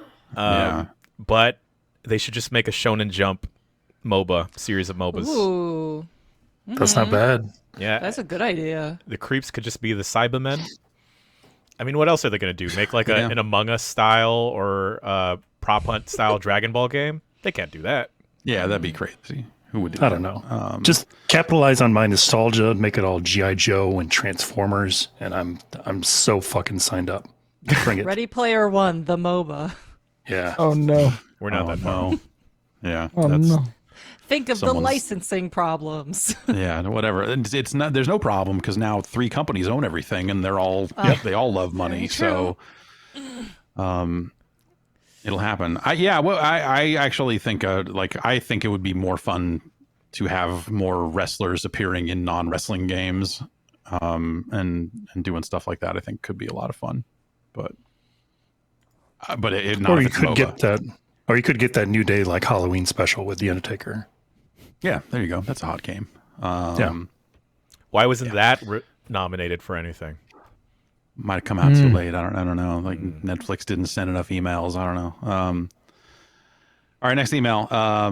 Nick in Australia says, I've played every Forza game since Forza Motorsport on the original Xbox. I love both the Horizon series and the Motorsport series. For me, Horizon 5 is by far my game of the year, despite stiff competition from Psychonauts. However, I can't help but be super critical of it and nitpick many of the small flaws on what is otherwise an amazing game. If I had to write a review for it, I would only give Horizon 5 4 stars, as I recognize there's room for improvement on the soundtrack and bug fixes. As people that review games on occasion, it's true, it happens. How do you tackle simultaneously loving a game to the point of it being game of the year worthy in your eyes, while at the same time seeing its flaws on full display and in a manner you might not notice on a game you're not as into? I think that's pretty. Yeah, I think that's pretty natural. I mean, especially in a game like Forza where you have these franchises. Sometimes it's like Madden where you've got an annual franchise, but sometimes it's Horizon's not quite annual. But you also have that added factor of like, this game is technically better than the game before it, but it's also 80% the same. Or like, like cars are still cars. Football is still football. At the end of the day, there's kind of only so much you can do to the basic rules of the thing. It's why I always people would levy that criticism at Tony Hawk and say like, oh, it's just like Madden. It's just like the same thing. And it's like, no. How dare Not they? only do they add these scoring things, but all the levels are different. It's not like Madden has a different fucking football field every year. That would be way cooler. Yeah, that'd be way cooler in general for football. Yeah. If they just went the baseball route and every stadium was just like a little weird. Just a little different. Oh, when you go to Kansas City, their end zone is in the shape of a Z. We don't know why. That's just how they do it in Kansas City. Lava pits. Yeah. This one's actively on fire. I think a game of the year game has, obviously, the shortcomings of a game of the year game are not as drastic as another game. Number one. Number two, I think the criticisms on a game that is a game of the year do more to kind of like move the conversation forward about the game, as opposed to like, I fucking hate this part. Yeah. Right. It's more of as a catalyst to, move the conversation forward. I think that's what a truly great game does, where you can kind of like, get your mind inside of it and have that kind of conversation, where if it's nitpicking and it's like, man, I really wish that, that's probably not a game of the year. I feel like that's maybe how I would answer that. Yeah, I think that's I agree with you there. And I think, like he's talking about bug fixes and like soundtrack stuff. And that's something, the Horizon soundtrack really got me thinking about driving game soundtracks and how they used to, you were talking about with Guardians a little bit in terms of just like the idea of curating a great soundtrack for a game. And because they go with this radio approach, they're kind of curating 8 different soundtracks. But at the end of the day, it means the game doesn't necessarily have a vibe all its own, because you could kind of just turn to a different station and kind of change the way that game feels. Horizon comes closest to getting that, because they've in each installment, they have always worked with Hospital Records to have kind of one specific station that like definitely has this kind of like drum and bass jungle kind of vibe to it that I think works really well. But I'm thinking about like Ridge Racer. When you think about the music in Ridge Racer, it's a big part of that franchise. It kind of always has been when they do it right. And not that they do it at all anymore, but yeah, no, I think that's a good call. That the soundtrack I thought was maybe a little bit of a letdown in this new one. Sure. But yeah, it's also an awesome game. It's a bit of like a weird implication here that like, it's an otherwise amazing game, but there's a couple of flaws to it. Does having a couple of flaws disqualify something from being GOATY? I think is kind of an assumption, and it's just like, no, like you could still like something and think this is the best game that came out this year, while still being like, it's not perfect, because like I don't really know a perfect video game exactly. There's always some fucking part where it's like, I forgot this part's bullshit. I love this game otherwise, but yada yada. And I think like naturally there's going to be flaws. This is a thing made by committee. It's amazing. Which is the perfect video game. Like last year, I really, really loved 13 Sentinels, but I can tell you the combat in that game, not the best. And maybe we didn't really need the naked people at the end. Naked people. So I think that is, in a lot of ways, that is loving a game, right? Like you... It's 13 naked people. You're able to recognize like, hey, this thing is also kind of a mess in some ways, but like, yeah, I don't know. The game of the year game is typically less messy. Sometimes you can love a game for having flaws too. You can still be GOATY because you can embrace its flaws as well. So like my children. I don't know. Yeah. That's how I came to terms with 50 Cent Blood on the Sand. Yeah, it's. I feel like a lot of people consider games like that to be guilty pleasures. I almost said treasures. But it's like, well, what if you just like it? Does everything have to have this like, asterisk of like, I ironically like this, I don't think guilty pleasures exist. I don't think they should. Just like what you like. And your pleasure. You can like the part where it's bad. It's okay. You don't have to be like, it's okay to be a freak about something, baby. Let it fly. Absolutely. That's right. All freaks like the Tennessee kid here who wrote in and said, heard y'all talking about spaghetti. You ever make plain spaghetti and then mix it up with mac and cheese powder? It's pretty good, but it's messy. I'm gonna now. It's just spaghetti and cheese. You've just replaced the mac with spaghetti. Is all you've done. Is it that Kraft stuff? Because I can't fuck with that Kraft stuff. It's probably of course, because it's powder cheese. Okay. Powder cheese is a big no in general for me. If you're gonna be nasty on some mac and cheese, you got to go with the Velveeta, the squeezy stuff. Okay. which is also bad and nasty. But if you're gonna be nasty, I'll should just do take the powder. Velveeta. I'll take what I can get. I'd rather try it just out. eat It's raw just pasta like- than Ugh. do that. Raw pasta's good, actually. Wait. Yeah, I'm with you. You can, yeah, sure. Yeah, just crunch Like- on some raw pasta, get some macaroni. I do that with ramen. Crunch on it. Sure. yeah, Like not even al dente. You're just saying like literally no, just out of the want box. a crunchy snack. Yeah, I want a crunchy You snack. fucking That kids is- are weird. God Yeah, damn that it. is Zucchini. that's just actually a wrong thing to say. Some I'm peanut butter. incredibly put it on, Italian. Put it on some bread. There you go. There's It's good. no, that is not an Italian thing. No, People it just is like now. empty out like Yeah. the box of Barillo and they're like, nom, nom, nom, nom. Like it's just not It's a me. I think That's me though. I do that. like just like my Nona used to make. It's like no I will. way. I will That's get bananas. some fucking raw pasta and eat it on mic. It'll sound like That's- hell. Yeah, I Good. will. And It's gonna Don't stick do to your that. teeth, Necessary. homie. You will need to go to the dentist. I feel like I'll s- after. No, Al look at these dentist. choppers. They're great. Got him. Got him. Yeah. Nice. All right. That's going to do it for emails. Thanks, everybody, for writing in. I'll save the ASMR pasta eating for voicemail dump truck maybe. Yeah. Oh my God. No, it's yeah. We'll bring that on Thursday. We'll see how it goes. Again, Giant Bomb Premium memberships are on sale. You want more details on that? Go to giantbomb.com/upgrade and hook it up. And hook it up. So You can also We'll go see to, I believe, you can also go to giantbomb.com/winter sale 21. If that's something, if you Why want you got to complicate the call to action, baby? if you want to add another step before you buy it, okay? There's an If you want to article you add can read another about it. step where Rory wrote 500 words about the sale and the history of the sale and how you need to support us so that we don't have to go down the NFT route. There was an email this week about Burger King offering free not NFTs but crypto with your Free order NFTs? of Ghost Nuggets. Crypto Ghost Whoppers Nuggets? aren't damn. real Whoppers. All right. All right, Ghost Nuggets is a phrase I can get down with. Ghost. All right. Those Mr. are Ghost pretty good. Nuggets here, signing off. Everybody have a fantastic week. Come back by on Thursday for that dump truck. And Beep, beep. tomorrow for Run for the Hills? Tomorrow, baby. Tomorrow. Run for the Hills. It's only a day away. That's right. Take So care, is everybody. tomorrow. We'll see you soon. Bye.